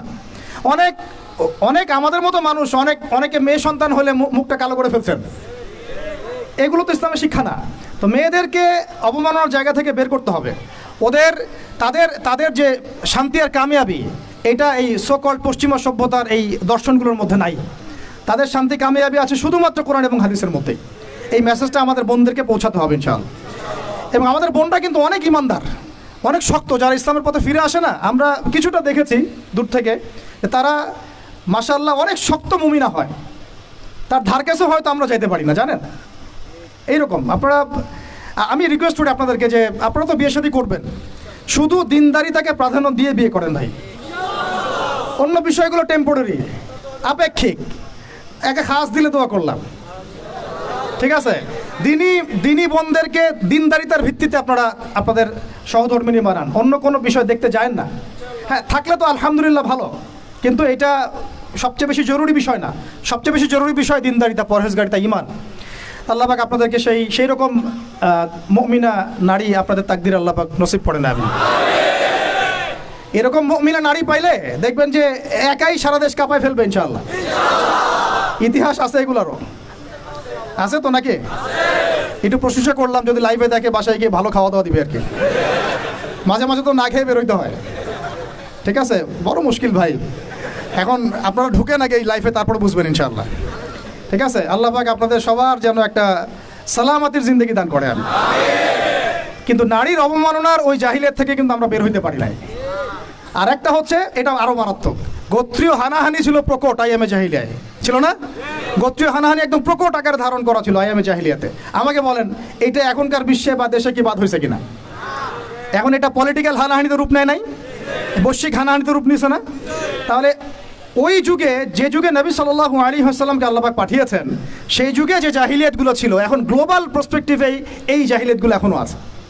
বরং তার চেয়ে আরও বড় মাত্রায় আছে। তখন সুদ ছিল একটা নির্দিষ্ট জায়গায়, এখন ওয়ার্ল্ড ওয়াইড। তখন আপনার জেনা ছিল একটা নির্দিষ্ট জায়গায়, নির্দিষ্ট পরিসরে, এখন পর্নোগ্রাফি দিয়ে একেবারে ফোনে ফোনে। এই ফোনের ওজন কম, কিন্তু কিয়ামতের মাঠে এর ওজন বোঝানো খুব কঠিন হবে।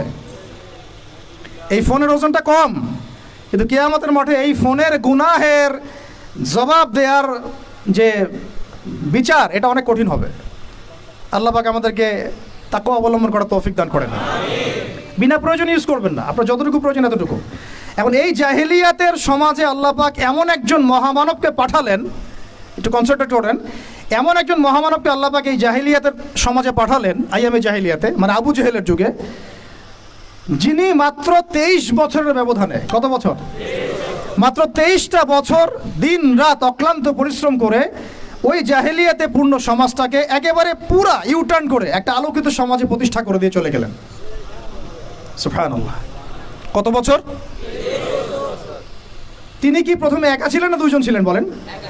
আল্লাহ আছেন তার সাথে, ওহী আসছে, এবং তিনি কিন্তু একা, একজন দিয়ে দাওয়াত শুরু হয়েছে। তিনি মানে হেরা গুহায় কি করতেন?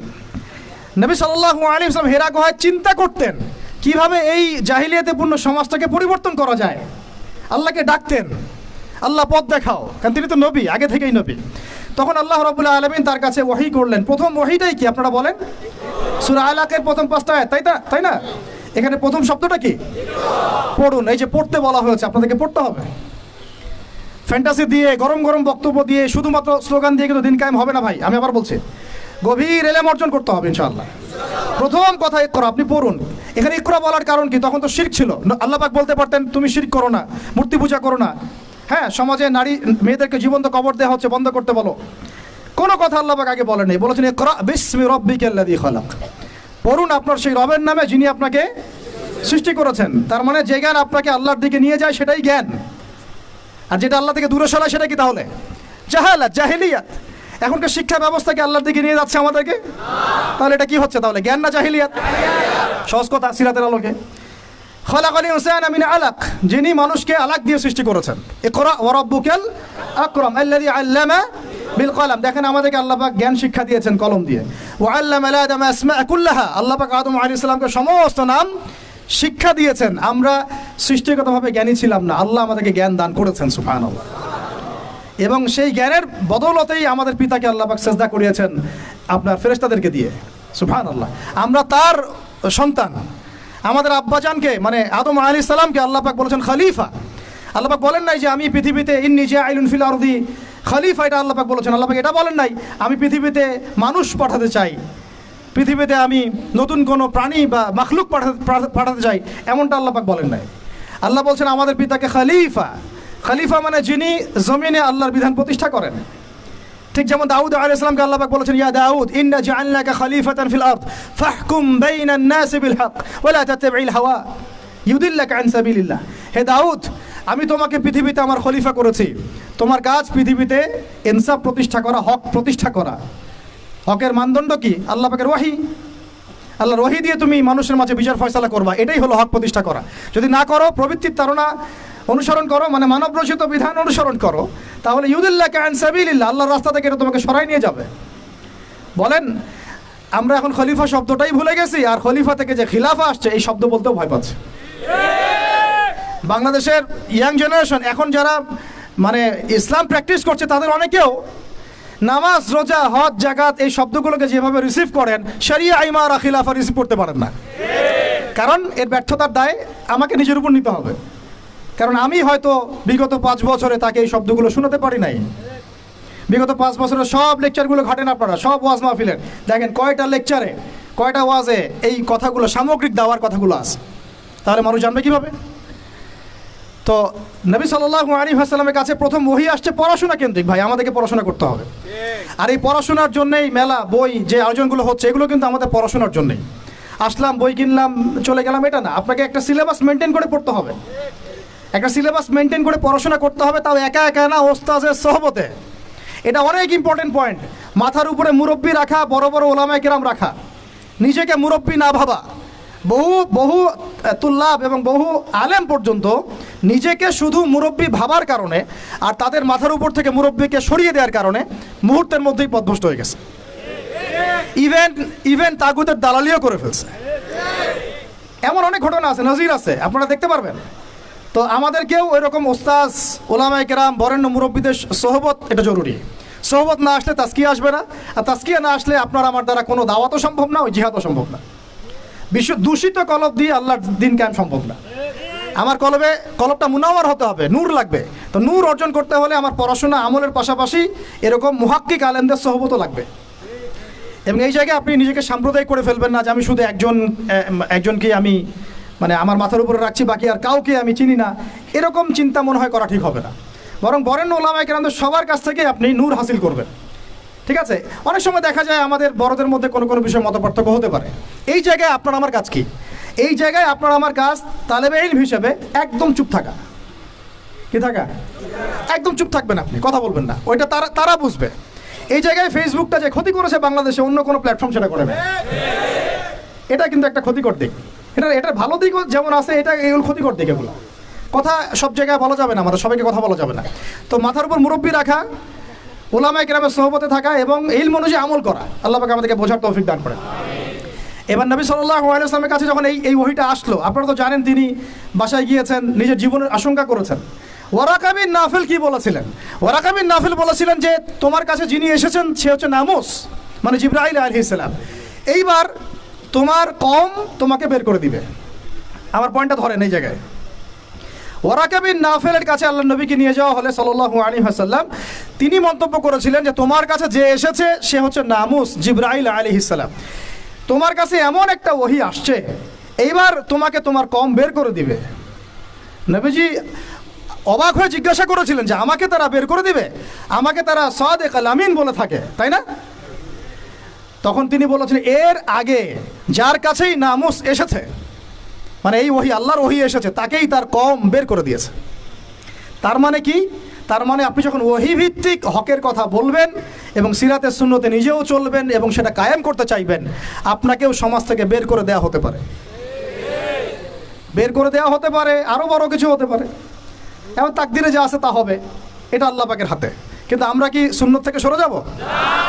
এবার নবী সাল্লাল্লাহু আলাইহি ওয়াসাল্লাম যখন শুয়ে আছেন, এই যে জাম্মিলুনি এইখান থেকে বলতেছে, তখন কিন্তু আল্লাহ রাব্বুল আলামিন কয়েকদিন পরে আরেকটা ওহী করেছেন। এই ওহীটা আমরা অনেকে আলোচনা করতে চাই না বা করি না, এটা একটু আমি আলোচনা করব আজকে।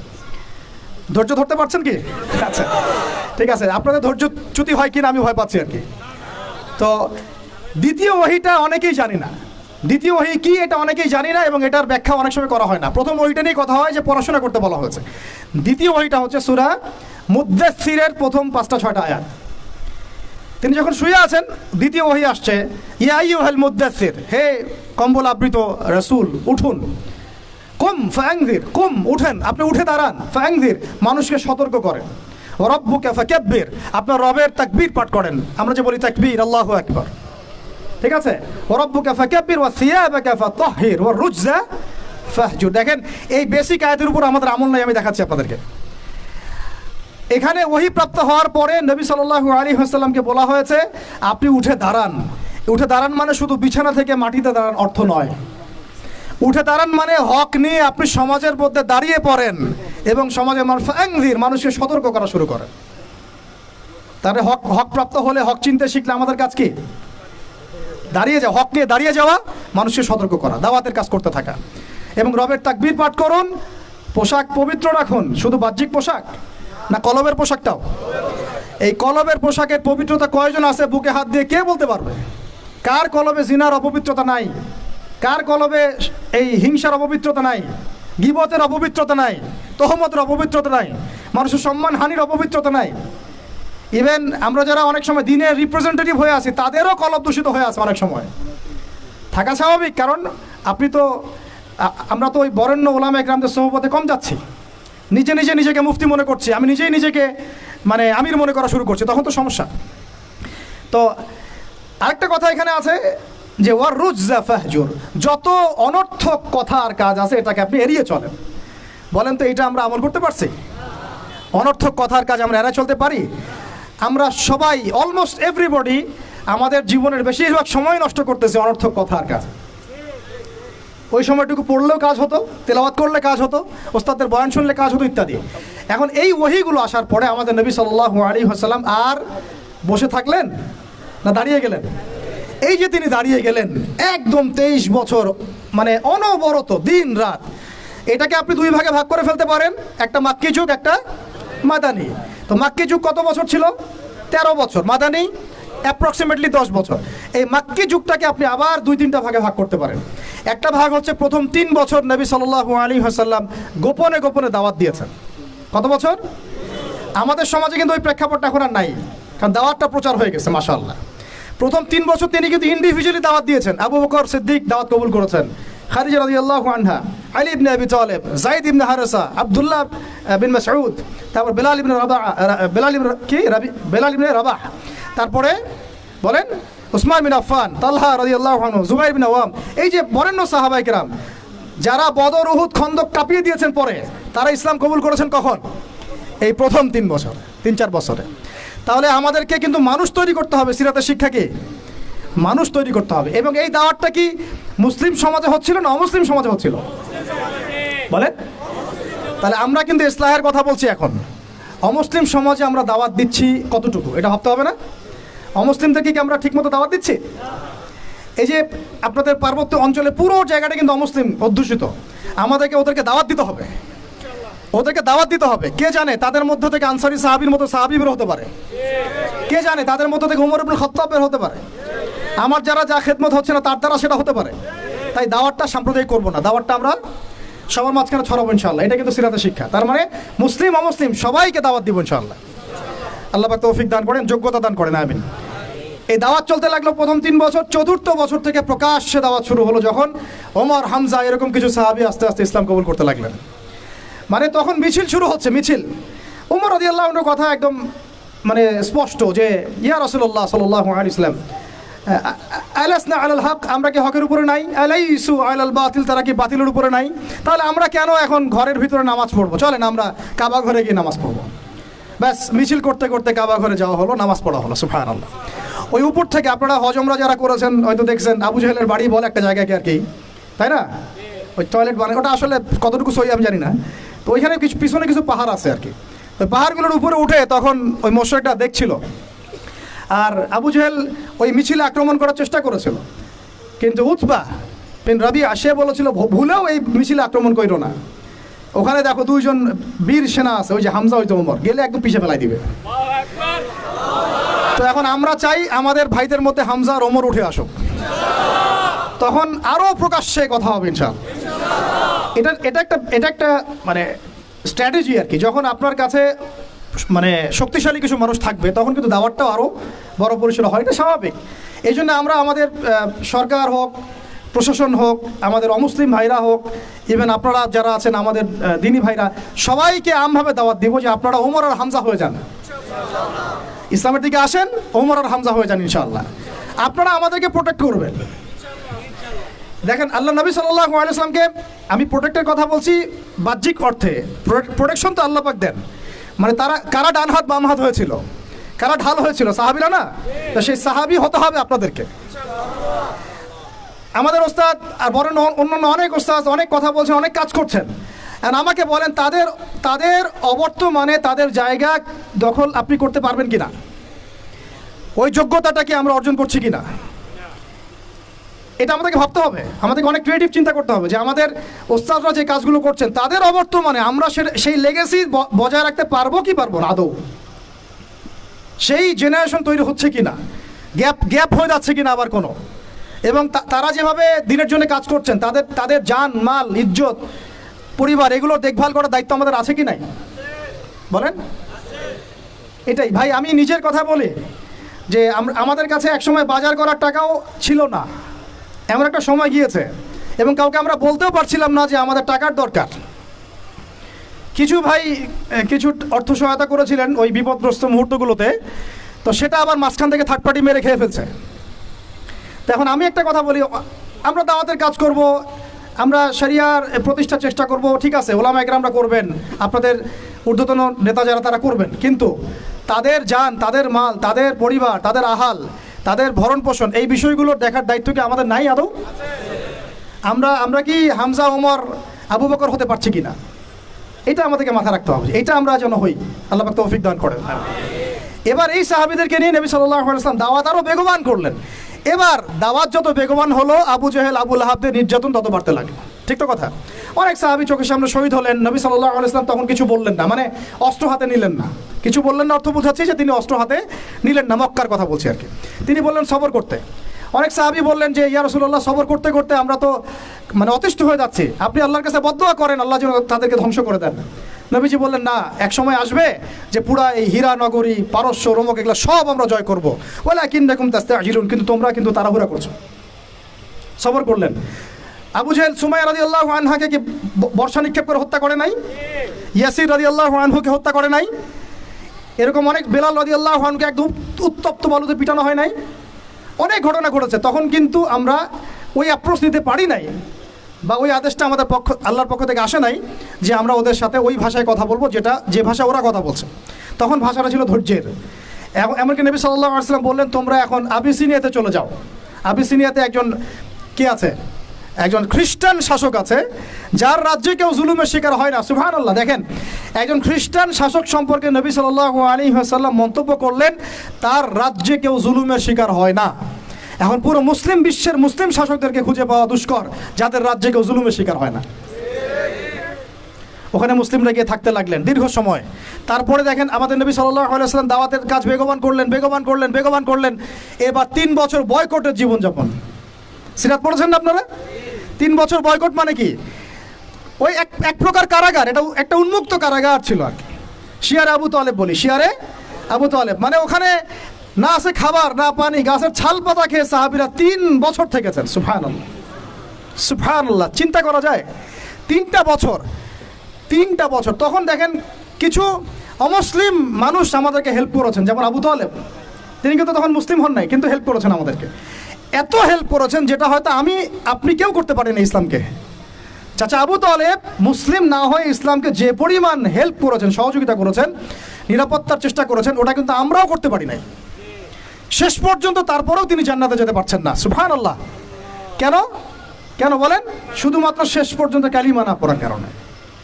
তাহলে আমরা কি একটু কৃতজ্ঞ হব না যে আল্লাহ পাক আমাদেরকে মুসলিম পরিবারে আমাদেরকে জিজ্ঞাসা না করেই জন্ম দিয়েছেন? একটু ভাবতে হবে এগুলা ভাই। আত্মসমালোচনা খুব জরুরি জিনিস। যখন এগুলো আপনার ভিতরে চলে আসবে, কাজের কথা আপনাকে বলতে হবে না, আপনি নিজেই ছুটবেন ইনশাআল্লাহ। তো দেখুন, চাচা আবু তালেবের মতো অনেক মানুষ আমাদের দরকার, এটা কিন্তু ইঙ্গিত এসেছে লেকচারের মধ্যে, এর আগে ওস্তাদ বলেছেন। তো আমাদেরকে এ ধরনের মানুষদেরকেও দাওয়াত দিতে হবে। কে জানে যে ভিতরে অনেক আবু তালেব অলরেডি আছে, আমাদেরকে হেল্প করতে চায়, থাকতে পারে না? দাওয়াত বেগমান করতে হবে, সর্বমহলে দাওয়াত। আল্লাহ পাক বোঝার তৌফিক দান করেন। তো তারপরে আবু তালেব তিনি ইন্তেকাল করলেন। তার স্ত্রী, প্রিয়তমা স্ত্রী খাদিজা রাদিয়াল্লাহু আনহা, যিনি একদম তার সমস্ত জানমাল উৎসর্গ করেছেন ইসলামের জন্য, তিনিও চলে গেলেন। আমাদের নবীজি একা হয়ে পড়লেন তখন এইটাকে, এই বছরটাকে কি বলে সিরাতের ভাষায়? আমুল হুজন। কি বলে? আমুল হুজন, কষ্টের বছর। এই কষ্টের বছরের পরে আল্লাহ পাক তাকে মেরাজ ঘটিয়েছেন। সুবহানাল্লাহ। কারণ এই যে যখন আপনি আল্লাহর হয়ে যাবেন না, আপনার যদি কোনো কারণে মন খারাপও হয়, আল্লাহ আপনার মন ভালো করে দিবেন ইনশাআল্লাহ। দেখবেন যে কোনো একটা ব্যবহারে বা কিছুতে আপনার মন খারাপ হয়েছে, আল্লাহ আপনাকে এমন একটা সম্মান মর্যাদা দিয়ে দিবেন যে আপনার মন ভালো হয়ে গেছে, আল্লাহ আপনার হয়ে যাবে ইনশাআল্লাহ। মানে ঘুমের মধ্যেও আল্লাহ আপনাকে হেল্প করবেন ইনশাআল্লাহ। তো আমরা সবাই আল্লাহর হয়ে যাওয়ার চেষ্টা করি। আমিন আমিন। এরপরে যেটা হলো, নবী সাল্লাল্লাহু আলাইহি ওয়াসাল্লাম তায়েফে গেলেন। কোথায়? এই তায়েফের ঘটনা আমি নিজে গিয়েছি ভাই। ওই প্রত্যেকটা জায়গা আমরা ভিজিট করেছি যেখানে নবী সাল্লাল্লাহু আলাইহি ওয়াসাল্লামকে আঘাত করা হয়েছে। সুবহানাল্লাহ। ওখানে গেলে আপনি চোখের পানি ধরে রাখতে পারবেন না। যেই আঙ্গুর বাগানে বসে তিনি আঙ্গুর খেয়েছেন, মাজলুমের সেই দুর্বলের দোয়া করেছেন, ওই বাগান এখনও আছে, ওই রাস্তা এখনও আছে। ওখানে 3 জন বড় বড় গোত্র নেতা ছিল, আব্দে ইয়ালাইল, আব্দে মাসউদ আর হাবিব বিন আমর। 3 জন বড় বড় ভাই ছিল। তারা তো ইসলাম কবুল করেই নাই, বরং নবী সাল্লাল্লাহু আলাইহি ওয়াসাল্লামকে ছোকরাদেরকে লেলিয়ে দিয়ে রক্তাক্ত করে, তার রক্ত দিয়ে তার জুতা আটকে গিয়েছিল। সুবহানাল্লাহি ওয়া বিহামদিহি। আমাদের নবীকে এমনভাবে তারা রক্তাক্ত করেছিল যে পুরা মাথা ফেটে রক্ত বের হয়ে জুতাটা আটকে গেছে রক্ত দিয়ে। ভাবা যায়? তায়েফে যদি কখনো যান আপনারা নিজেরা বুঝতে পারবেন।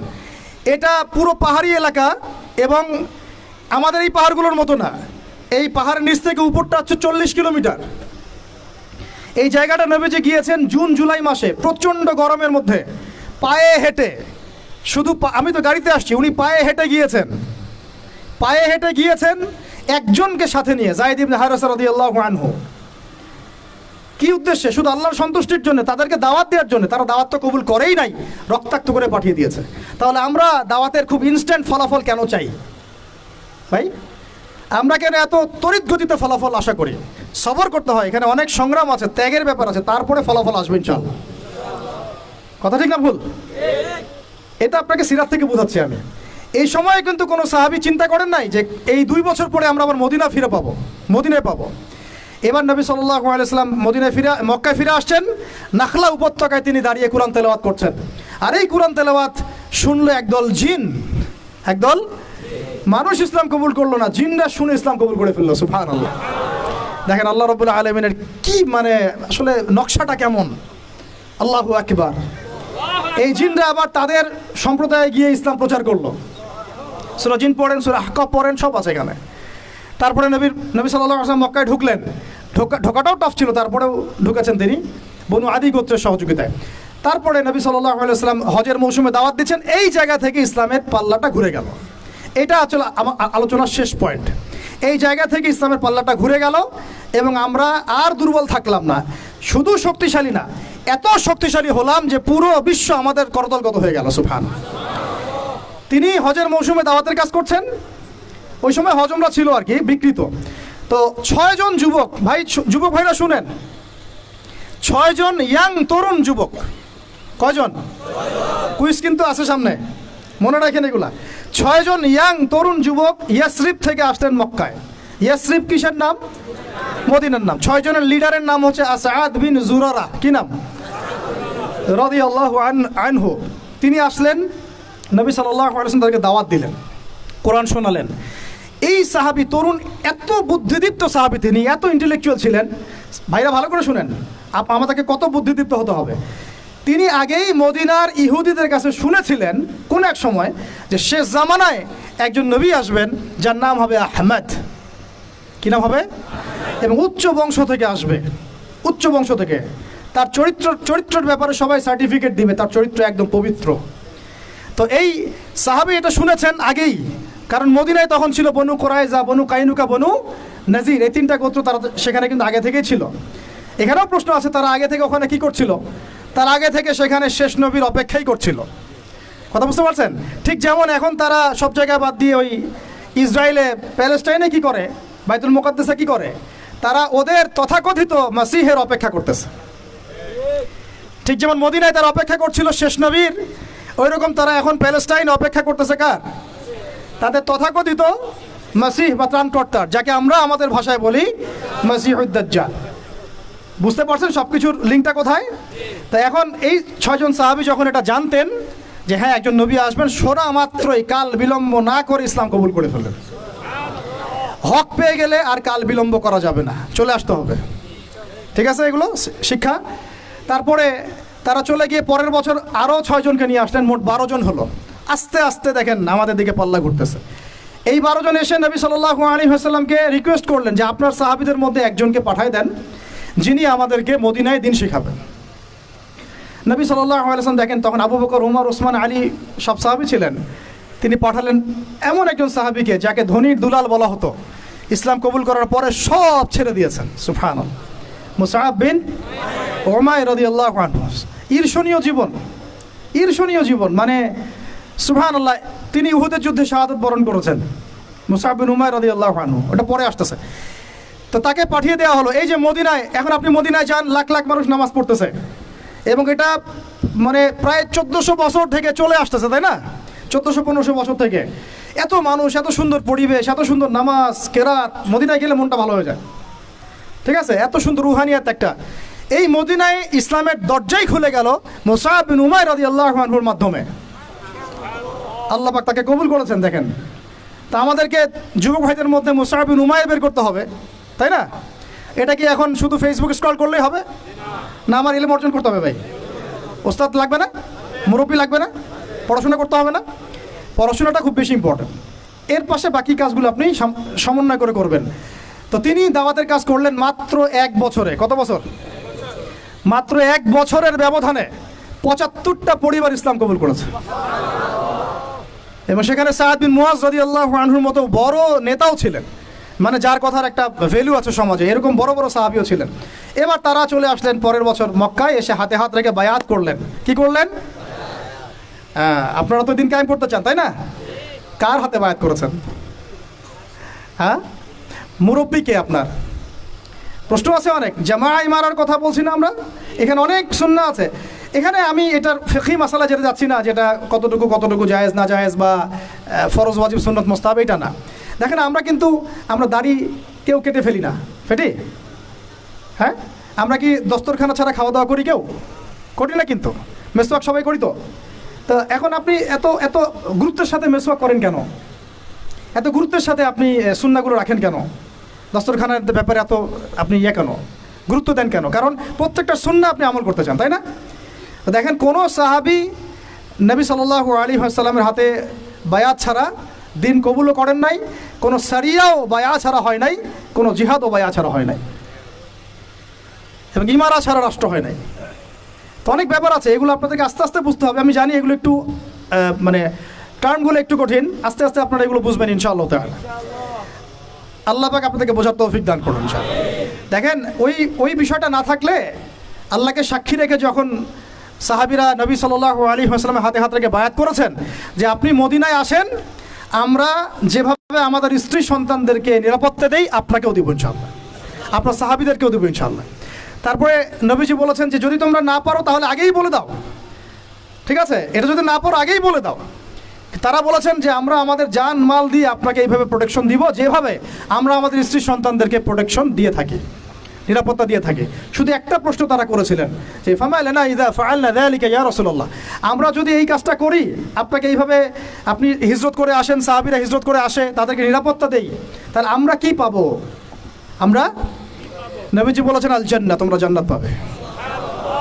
তাহলে এটার উদ্দেশ্যটাও বুঝেন, দুনিয়াবি কোনো স্বার্থ তাদের ছিল না, দুনিয়াবি কোনো স্বার্থ তাদের ছিল না। এমনকি মক্কা বিজয়ের পরেও যখন ওই যে হুনাইনের যুদ্ধ হলো, তখন কিছু গনিমত নবী সাল্লাল্লাহু আলাইহি ওয়াসাল্লাম বেশি বেশি দিচ্ছেন নতুন ইসলাম কবুলকারীদেরকে। আনসারী সাহাবীরা একটু চুপচাপ। তো নবীজি গিয়ে বলছেন, হে আমার আনসারী সাহাবীরা, তোমরা কি মনে কষ্ট পেয়েছো? আরে আমি তোমাদের, তোমরা আমার। তোমরা মনে কষ্ট পাচ্ছ কেন? আমি তোমাদের, তোমরা আমার। তারপরে তাদের সব কষ্ট দূর হয়ে গেল। দেখেন, তারা কিন্তু এই জান্নাতের তখনই ওই আয়াত নাজিল হয়েছে, ইন্নাল্লাহা আশতারা মিনাল মুমিনিনা আনফুসাহুম ওয়া আমওয়ালাহুম বিআন্না লাহুমুল জান্নাহ। এই যে আয়াতগুলো, তখন কিন্তু এগুলো শানে নজুল আছে। তো এখন এরপরে নবী সাল্লাল্লাহু আলাইহি ওয়াসাল্লাম চলে গেলেন মদিনায়। প্রিয় ভাইরা, এবার বুঝেন, এখন আমরা আর দুর্বল নাই। মদিনায় সব সাহাবীরা একসাথে চলে গেলেন, এক জায়গায় সবাই থাকলাম। তার মানে আমার একটা ভৌগোলিক জায়গা দরকার। কি দরকার? এটা আল্লাহ পাক আমাদেরকে বাংলার জমিন দিয়েছেন, ঠিক আছে? আমরা তো বাংলার জমিন আছে, বাইরে চিন্তা করার সুযোগ আমাদের এখন হচ্ছে না। তো জায়গা দরকার আগে একটা, তাই না? এবং সবাই একটা জায়গায় থাকতে হবে, তাই তো? তারপরে নবী সাল্লাল্লাহু আলাইহি ওয়াসাল্লামকে সবাই আমির মেনেছেন না? নেতা কয়জন সেখানে? তো এই জায়গায় আমাদের একটা প্রবলেম আছে আর কি। আমরা মানে সবাই মিলে একজনকে ফিক্স করতে পারছি না বা হয়ে উঠছে না। তা আমরা দোয়া করবো আল্লাহর কাছে, আল্লাহ পাক যেন তার মকবুল কোনো বান্দাকে আমাদের উপরে নিয়ে আসেন, যিনি পুরো উম্মাহকে নেতৃত্ব দিবেন ইনশাআল্লাহ। তবে ইতিহাস থেকে একটা বিষয় পাওয়া যায় যে সবাই মিলে একটা জায়গায় না এসেও দিন বহু জায়গায় কায়েম হয়েছে, ঠিক আছে? ক্ষুদ্র ক্ষুদ্র অনেক তাইফা দিয়েও দিন কায়েম হয়েছে। জরুরি না যে সব ভাইকে একবার একটা প্ল্যাটফর্মে নাম লেখাইতে হবে, এটাও জরুরি না। কিন্তু একজন নেতা দরকার। কি দরকার? একজন নেতা দরকার, অনুসারী দরকার, আমাদের একটা জায়গা দরকার, একটা ইমারা দরকার, এবং বায়াও দরকার আছে, ঠিক আছে? আল্লাহ পাক আমাদেরকে বোঝার তৌফিক দান করেন। তারপরে এবার নবী সাল্লাল্লাহু আলাইহি ওয়াসাল্লাম হলেন সেখানকার আমির, তাই না? রাষ্ট্রপ্রধান, নবী এবং সেখানকার নেতা এবং আমিরও, সব কিছুই তিনি মদিনা সনদ করলেন। ওখানে ইহুদিরা ছিল, ওদের সাথে চুক্তি হলো। ধারাগুলো আপনারা পড়ে নিয়েন, আজকে সিরাতের বই না কিনে কেউ বাড়িতে যাবেন না, ঠিক আছে? মার্কেটিং করে দিলাম ভাই, হাদিয়া দিয়েন। তো সিরাতের বই না কিনে বাসায় কেউ যাবেন না। তিনি মদিনা সনদের ধারাগুলো তাদের সাথে ডিল করা হলো। মুসলিমদের মধ্যে তিনি দিনী ভাই সম্পর্ক স্থাপন করলেন, একজন আনসার একজন মুহাজির, একজন আনসার একজন মুহাজির। এই দিনী ভ্রাতৃত্ব লাগবে আমাদের। আবার এই ভ্রাতৃত্বের জায়গায় আমরা দুর্বল আছি, এখানেও দুর্বল আছে। আমরা কাউকে মাথায় উঠাইতে সময় নেই না, নামাইতেও সময় নেই না। হ্যাঁ, কারো একটা ভালো গুণ দেখলে একেবারে মাথা উঠে ফেলাই, আবার দেখা যায় একটু কিছু দেখা যাচ্ছে একটু খারাপ নেগেটিভ, হ্যাঁ আমরা তো মনে করি সবাই ফেরেশতা হবে আর কি, ঠিক আছে, তখন আবার একদম আছাড় দিয়ে মাটিতে ফেলে দিই। এটা সুন্নাত না সিরাতের, ঠিক আছে।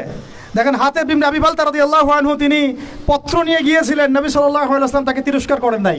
পত্র নিয়ে আগে অগ্রিম খবর দেওয়াটা কিন্তু একটা অপরাধী ছিল তখন, কিন্তু অনেক সাহাবী এর প্রতিবাদ করছিলেন কড়া ভাষায়। নবীজি বললেন না, ওকে ছেড়ে দাও, সে বদরি সাহাবী, সে বদরের যুদ্ধ করেছে। আর তোমরা কি জানো না যে বদরের যুদ্ধ করেছে তার সব গুনাহ মাফ করে দিয়েছেন আল্লাহ পাক। আমাদেরকে বুঝতে হবে যে আমরা একটু দিনই রুহামা উবাইনাহুম, আমাদের মধ্যে রহম দিল পয়দা করতে হবে ভাই। এত কনজাস্টেড চিন্তা চেতনা করলে হবে না। আল্লাহ পাক আমাদেরকে বোঝার তৌফিক দান করেন। এখন আসেন শেষ অংশটা। এবার যে রাষ্ট্র পেয়ে গেলাম, নেতা পেলাম, ইমারা জামা সব পেলাম, এখন ইসলাম কিন্তু শুধু দাওয়াত দিচ্ছে না, এখন কিন্তু ইসলাম মানে মুসলিমরা শুধু দাওয়াতদের মেহনত করছে না, এখন শুরু হলো সারিয়া অভিযান। কি অভিযান? বদর প্রথম যুদ্ধ না, বদরের আগেও বেশ কয়েকটা সারিয়া হয়েছে, সারিয়া সাইফিল বাহার, সারিয়া রাগেব, এরকম অনেক সারিয়া হয়েছে। সারিয়া মানে কি? যেই সামরিক অভিযানে আমাদের নবীজি নিজে যান নাই, কোনো সাহাবীকে পাঠিয়েছেন। তাহলে এখন শুধু দাওয়াত চলতেছে না, জিহাদও চলতেছে। এখানে দাওয়াত জিহাদ একসাথে একে অন্যের পরিপূরক, একজন একটা থেকে আরেকটা আলাদা না। কথা কি বুঝতে পারতেছি? তো এখন সারিয়া শুরু হয়ে গেল। সারিয়া হতে হতে হতে এক পর্যায়ে আবু সুফিয়ানের কাফেলাকে নিয়ে কেন্দ্র করে বদরের ব্যাটেল যুদ্ধ হয়ে, এই বদরটাকে আমরা বলি গাজওয়া। কি বলি? গাজওয়া। তো এটা কিন্তু আকস্মিক হয়ে গেছে আর কি, কারণ সাহাবীরা আসছিলেন কাফেলাটা আক্রমণ করতে। তারা তো জানতেন না যে মক্কা থেকে এত সেনাবাহিনী নিয়ে তারা আবার হাজির হবে। তখন নবীজি কিন্তু মাশওয়ারায় বসেছেন যে তোমরা কি বলো, আমরা কি যুদ্ধে যাব না আমরা মদিনায় ব্যাক করবো, আরও বেশি সৈন্য নিয়ে আসবো। তখন সাদ বিন মুয়াজ রাদিয়াল্লাহু আনহু বলেছিলেন, ভালো করে শুনেন, এই প্রেক্ষাপটে গেলে আমরাও যেন এরকম বলতে পারি। সাদ বিন মুয়াজ রাদিয়াল্লাহু আনহু বলেছিলেন, ইয়া রাসূলুল্লাহ সাল্লাল্লাহু আলাইহি ওয়াসাল্লাম, আপনি উদ্বিগ্ন হবেন না আমাদেরকে নিয়ে। আপনি যদি আমাদেরকে উত্তাল সাগরে লাফ দিতে বলেন, আমরা চোখ বন্ধ করে আপনার আদেশ ফলো করে উত্তাল সাগরে লাফ দিব। নবীজির আর কোনো চিন্তা নাই, ঠিক আছে চলো এবার বদরে কি হলো আপনারা তো সবাই জানেন, একেবারে ম্যাসিভ ডিফিট। ওদেরকে আমরা পরাজিত করলাম, ওদেরকে কি করলাম, বন্দি হলো। বন্দীদের সাথে কিন্তু আমরা উগ্র আচরণ করি নাই, মুক্তিপণ নিয়েছি এবং অনেককে পড়াশোনা শিখিয়েছেন, তারা ছেড়ে দেওয়া হয়েছে। এটা মুক্তিপণ ছিল, পড়াশোনা শেখানো। একটা বিষয় এখানে টাচ করি যে দেখেন, আমরা বাংলাদেশের মাটিতে কিন্তু মক্কা বিজয় করি নাই। আমরা যা হয়েছে বাংলাদেশে এটা কিন্তু মক্কা বিজয় হয় নাই আর কি। তো এমনভাবে আমরা ক্ষমা ঘোষণা করা শুরু করলাম যে মনে হচ্ছে আমরা যেন মক্কা বিজয় করে ফেলছি আর কি। আরে এটা অধিকারটাই বা আপনারা এককভাবে কোত্থেকে পাচ্ছেন? কারণ যারা যারা অপরাধী তারা তো এখনো অপরাধী, বিভিন্ন জায়গায় আছে, কেউ পালাই গেছে, কেউ আরও লাক্সারিয়াস কোনো লাইফ লিড করতেছে। এক একজনের আমল নামায় যে 100 জনকে এনকাউন্টারের পাপ লেখা আছে, এটা আপনি ক্ষমা ঘোষণা করতে যাচ্ছেন কেন? তো কেসাস আমরা করবো কোথায়? কেসাসটা হবে কিভাবে? যদি দেখেন বদরের যুদ্ধে বন্দীদেরকে কিন্তু ক্ষমা করা হয়েছে এবং কি করা হয়েছে, গনিমত পাওয়া গেছে, তাদেরকে আমরা মুক্তিপণ্যে ছেড়েছি অনেককে, তাই না? অনেকে পড়াশোনা শিখিয়েছেন, ছেড়ে দেওয়া হয়েছে। কিন্তু উমর রাদিয়াল্লাহু আনহুর সেই স্টেটমেন্টটা আপনাদেরকে মনে রাখতে হবে। উমর রাদিয়াল্লাহু আনহু কিন্তু এর পক্ষে ছিলেন না, ছিলেন? বলেন। তিনি ছিলেন এই পক্ষে যে ইয়া রাসূলুল্লাহ এই সবগুলোকেই একবারে গর্দান নামায় দেন, যদি এরা থাকে তাহলে আরও ঝামেলা করবে ভবিষ্যতে। এটা কার স্টেটমেন্ট ছিল? আচ্ছা, কোরআন নিয়ে আপনারা গবেষণা করে আমাকে আপনারাই বললেন তো যে আল্লাহ রাব্বুল আলামিন এই স্টেটমেন্টটার প্রশংসা করেছিলেন না নিন্দা করেছিলেন? যে আল্লাহ রাব্বুল আলামিন পরবর্তীতে কিন্তু শিথিল আয়াত আসছে, সূরা আনফাল পড়েন, কিন্তু আল্লাহ পাক কিন্তু কিছুটা ধমকের সুরেও কথা বলেছেন, তোমরা দুনিয়া প্রত্যাশা করছো, আপনারা পড়ে দেখেন। তো এখন আর আমরা তো এখানে কোনো মক্কা বিজয় করিই নাই, তাহলে এগুলোর বিচার হবে কবে? আমরা দেখবো, আমরা এটা দেখার অপেক্ষা আছি আবু সাইদের কেসাস কবে হয়। আমরা দেখবো যে মুগ্ধদের কেসাস কবে হয়। তারা হত্যার বিচার শব্দ শুনতে চায়, কেসাস শব্দ নিতে পারে না। কি আশ্চর্য কথা! তাহলে আপনাদের সাথে আমাদের আদর্শের কত পার্থক্য দেখুন। এই সিস্টেমগুলোতে, গণতান্ত্রিক এই মানবরচিত আইনের সিস্টেমগুলোতে বাদী মরে যায়, বিবাদীও মরে যায়, মামলা মরে না। ইসলামিক কেসাসে এত সময় নাই। কয়দিন আগে সৌদি আরবে একটা ঘটনা করছেন, আপনি দেখেন নাই? যে চাচাতো ভাইরা কীভাবে জানি মেরে ফেলছে, কেসাস করাই লাগলো শেষ পর্যন্ত। এটা একটা অকাট্য বিধান। যাই হোক, এরপরে এই গাজওয়া, এই সারিয়া এবং গাজওয়াগুলো শুরু হলো। বদরে জয়লাভের পরে পুরো বিশ্বের বুকে একটা শক্তি দাঁড়ায় গেল, যে তারা দেখিয়ে দিয়েছে যে অল্প সংখ্যক মানুষ নিয়েও একটা বড় শক্তির সাথে যুদ্ধ করে জয়লাভ করা যায়। পুরো বিশ্বে দাওয়াতটা আরও ছড়িয়ে পড়তে লাগলো, আরবের বাইরে ছড়িয়ে পড়তে লাগলো। এবার ওরা উহুদের মাঠে আসলো আরও বড় শক্তি নিয়ে। ওই যুদ্ধে আমরা প্রায় জিতেই গিয়েছিলাম, এটা বিস্তারিত বলছেন, আপনারা পড়েন। প্রায় জিতেই গিয়েছিলাম। কেন সাময়িক বিপর্যয় হলো? কয়টা আদেশ ভাই? একটা আদেশ অমান্য করার কারণে সাময়িক বিপর্যয়ে পড়লাম, একটা আদেশ। আর আমরা তো ওলামায়ে কেরামদের কথা শুনতেই চাই না, অনেকে মানতেই চায় না, পরামর্শ নিতেই চাই না। তো নেতা মানলে সেইভাবে মানতে হবে ভাই। সামি'না ওয়া আতা'না, সামি'না ওয়া আতা'না। সাহাবীরা কি ভুল তাদের কি কোনো গলত উদ্দেশ্য ছিল? শুধু আল গানিমা বলেছেন বাস। খালিদ বিন ওয়ালিদ রাদিয়াল্লাহু আনহু পিছন দিক থেকে এসে উহুদের মাঠে গেলে আপনাদেরকে বুঝাতে পারবো দাঁড়ায় দাঁড়ায় যে কোন দিক দিয়ে কারা এসেছিল। ওটা আমরা স্টাডি করেছি এই গত সেশন দুটাতে।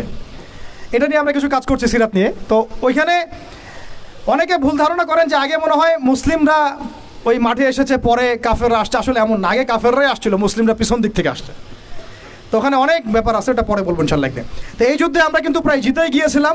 পরাজয় কেন হলো? একটা শুধু আদেশ অমান্য করার। আমি এটাকে পরাজয় বলবো না, এটাকে বলবো কি, সাময়িক একটা বিপর্যয়। আল্লাহ পাক আমাদেরকে একটা শিক্ষা দিলেন, এটা আমাদের জন্য যেন খায়ের হয়, কল্যাণ হয়। এর পরের বছর এবং এই যুদ্ধে তো বরেণ্য অনেক সাহাবায়ে কেরাম শাহাদত বরণ করলেন, প্রায় 70 জন।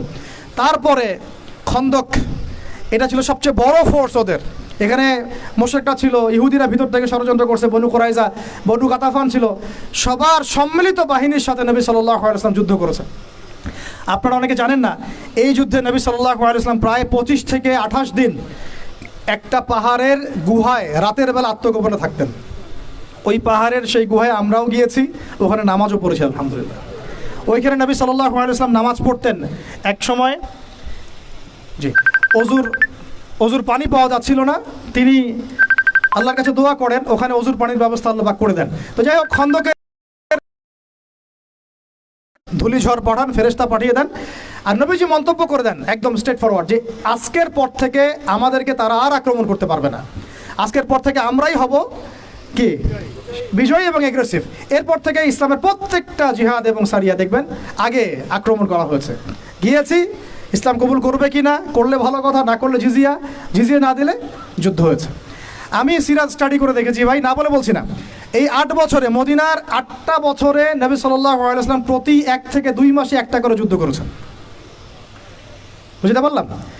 মদিনা মাদানী জীবনের এই 8 বছরে নবী সাল্লাল্লাহু আলাইহি ওয়াসাল্লাম প্রতি 1 থেকে 1.5 মাসে একটা করে গাজওয়া বা সারিয়া হয়েছে। প্রায় 85 থেকে 90টা তিনি নিজে নেতৃত্ব দিয়েছেন। সুবহানাল্লাহ। তাহলে এই সুন্নাত তো আমাদের বললেই এখন সমস্যা করে অনেক। তো এটা তো সিরাতের একটা গুরুত্বপূর্ণ অংশ। এখন মদিনা রাষ্ট্রটার এই হালতে নবী সাল্লাল্লাহু আলাইহি ওয়াসাল্লাম যখন স্বপ্ন দেখলেন তিনি কাবা তাওয়াফ করছেন, তারা গেলেন, ওরা বাধা দিল। আচ্ছা, হুদাইবিয়া বায়াত হলো, হুদাইবিয়াতে বায়াত হলো 1400 সাহাবীকে নিয়ে, ওসমানকে যদি হত্যা করে আমরা আক্রমণ করব। ওসমান রাদিয়াল্লাহু আনহুকে ছেড়ে দেওয়া হলো এবং আক্রমণ আর করা হলো না। হুদাইবিয়ার সন্ধি হয়ে গেল। সন্ধির ধারাগুলো দেখলে মনে হয় সব আমাদের বিপক্ষে, আসলে সবগুলো আমাদের পক্ষেই ছিল। 10 বছর আমরা কোনো সংঘর্ষে যাব না, এর মানে কি জানেন? মানে হচ্ছে 10 বছর আমরা বড় শত্রুকে আটকাই দিলাম। ওই যে একটু আগে আমাদের ওস্তাদজি বলেছেন একটা কথা, শুধুমাত্র এক কেন্দ্রিক চিন্তা না, একটা ডিপ্লোম্যাটিক চিন্তা করাও সুন্নাত। এটাকে আমরা বলি স্ট্র্যাটেজিক সুন্নাত। যে 10 বছর বড় শত্রুর সাথে আমার যুদ্ধ নাই, তার মানে বাকি সব ছোট ছোট শত্রুগুলোকে আমি সাইজ করার সময় পেয়ে গেলাম। ঠিক এই কারণেই হুদাইবিয়ার সন্ধি থেকে ফিরেই নবী সাল্লাল্লাহু আলাইহি ওয়াসাল্লাম খায়বার আক্রমণ করেছেন। ইহুদিদেরকে একদম সমূলে উৎপাদিত করা হয়েছে, কারণ ইহুদিদেরকে এবার আর মুশরিকরা সহযোগিতা করতে পারবে না। এই কারণে এবার খায়বার বিজয় হলো। হুদাইবিয়ার সন্ধি তো হয়ে আছে। হুদাইবিয়ার সন্ধির পর, খায়বার বিজয়ের পরে মাত্র 1 থেকে 2 বছরের মধ্যেই এই চুক্তির লঙ্ঘন হয়। নবী সাল্লাল্লাহু আলাইহি ওয়াসাল্লাম একদম পুরো 10,000 সাহাবী নিয়ে মক্কা আক্রমণ করলেন। এবং এইবার তো পুরো মক্কা তো বিজয় হলোই হলো। তখন জা আল হক ওয়া যাকাল বাতিল ইন্নাল বাতিলা কানা যাহুকা আয়াত পড়ছেন আর মূর্তি ভাঙছেন, পুরা মক্কা পবিত্র হয়ে গেল। এখন আমি এক কনক্লুশনে এসে যেটা বলতে চাই, এর মাঝখানে মোতার যুদ্ধ হয়েছে, ঠিক এরপরে আবার হুনাইন হয়েছে, তাবুক হয়েছে ইত্যাদি, এটা আপনারা পড়ে নেবেন। এটা আমি আলোচনা যেতে যাচ্ছি না, সময় নেই আমার হাতে। মূল কথাটা হচ্ছে দেখুন, মক্কা বিজয়ের আগে নবী সাল্লাল্লাহু আলাইহি ওয়াসাল্লাম পররাষ্ট্র নীতি অ্যাপ্লাই করেছেন, রাজা বাদশাদেরকেও দাওয়াত দিয়েছেন। আর মক্কা বিজয়ের পরে আরবের ওই যে জাহেলি যুগের যে জাহেলিয়াতগুলা, এর একটা জাহেলিয়াত আপনি আর খুঁজে পাবেন না। ভালো করে খেয়াল করে দেখেন, আজকে থেকে এই মক্কার থেকে 23 বছর আগে যে মক্কায় তিনি দাওয়াতের কাজ শুরু করেছিলেন, 23 বছর পর সেই মক্কায় ওই একটা জাহিলিয়াত কি আর বাকি থাকলো? কোনো শিরক আছে এই মক্কায়? এই নতুন মক্কায় কোনো শিরক আছে? তাহলে এখন আপনি যে বলছেন নতুন বাংলাদেশ, তা আপনি আগের বাংলাদেশ এই বাংলাদেশ মিলাই দেখেন আসলেই কি আছে আর কি নাই। বুঝাতে পারলাম না মনে হয়। তাই আমরা যেন স্রোতে গা না ভাসাই আর কি, স্রোতে গা ভাসানো ঠিক হবে না। আর এই মক্কা যেটা 23 বছর আগের আবু জাহেলের মক্কা, আবু জাহেলের শাসন চলতেছে দারুন নাদওয়ার, আর এই 23 বছর পরের যে মক্কা, এই মক্কার মধ্যে আপনি কোনো শিরক পাবেন? কোনো শিরক, কোনো মূর্তি পূজা, ইভেন কোনো কবর পূজা, কোনো প্রকৃতি পূজা, হ্যাঁ, কোনো হারাম অর্থনীতি, কোনো সুদ, কোনো মাদক, কোনো জেনা, কোনো ব্যভিচার, কিছুই নাই। এমনকি কোনো গোত্রীয় হানাহানিও নাই। কুল্লুকুম মিন আদম ওয়া আদামু মিন তুরাব। নবীজি বলে দিলেন তোমরা সবাই আদম সন্তান, আদম মাটির সন্তান। সুবহানাল্লাহ। ব্যাস এভাবে পুরো আরবের মধ্যে দিন কায়েম হলো। এরপরে হুনাইন ওটা আক্রমণ করে জয় করলাম। হুনাইনের একটা কথা না বললে আমার ইনসাফ হবে না। ওই সময় সাহাবীরা একটু মনে করেছিলেন যে আমরা সংখ্যায় অনেক বেশি, আজকে খুব সহজে জিতে যাব। ওই যুদ্ধেই কিন্তু একটা বিশৃঙ্খল অবস্থা সৃষ্টি হয়েছিল। সূরা তাওবা পড়ে দেখেন। তারপরে তায়েফ, ওই যেই তায়েফ নবী সাল্লাল্লাহু আলাইহি ওয়াসাল্লামকে এভাবে মারলো, ওই তায়েফ নবীজি জয় করলেন। সুবহানাল্লাহ। দেখেন, আমরা কিন্তু রুটির টুকরা নিতে চাচ্ছি, আর নবী সাল্লাল্লাহু আলাইহি ওয়াসাল্লাম পুরা রুটিটাই নিয়েছেন। কিভাবে নিয়েছেন? কখনো দাওয়াত, কখনো সবর। দাওয়াত তো সবসময় চলেছে, দাওয়াত তো ফুল টাইমই দাওয়াত। কখনো মানে ট্যাকটিক চেঞ্জ হয়েছে আর কি, স্ট্র্যাটেজি চেঞ্জ হয়েছে, কিন্তু দাওয়াত চলেছে। কখনো সবর, কখনো হিজরত, কখনো পররাষ্ট্রনীতি, কখনো মদিনা রাষ্ট্র, কখনো সন্ধি চুক্তি, কখনো সারিয়া, কখনো গাজওয়া, কখনো জিহাদ, সব কিছু মিলিয়েই সিরাত।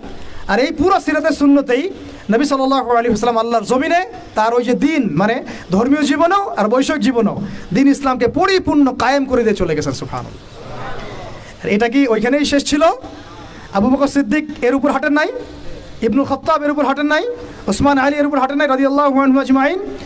উমাইয়ারাও এর উপরেই হেঁটেছে। হয়তোবা তাদের মধ্যে কিছু সমস্যা হয়েছে, কিন্তু খিলাফার কনসেপ্ট তো ছিল, শরিয়ার কনসেপ্ট তো ছিল, তাই না? তারপর আব্বাসীয়রা কি এটা খিলাফা উঠিয়ে দিয়েছিল? শরিয়া আইন উঠাই দিয়েছিল? ওটাও ছিল। এমনকি ওই আন্দালুসিয়াতেও ছিল, আন্দালুসিয়াতেও একটা শাসন ব্যবস্থা চালু ছিল ওই সময়। পড়বেন আপনারা এগুলা, ইতিহাস বইগুলো, ইতিহাসের বইও কিনে নিয়ে যায় না আজকে, ঠিক আছে?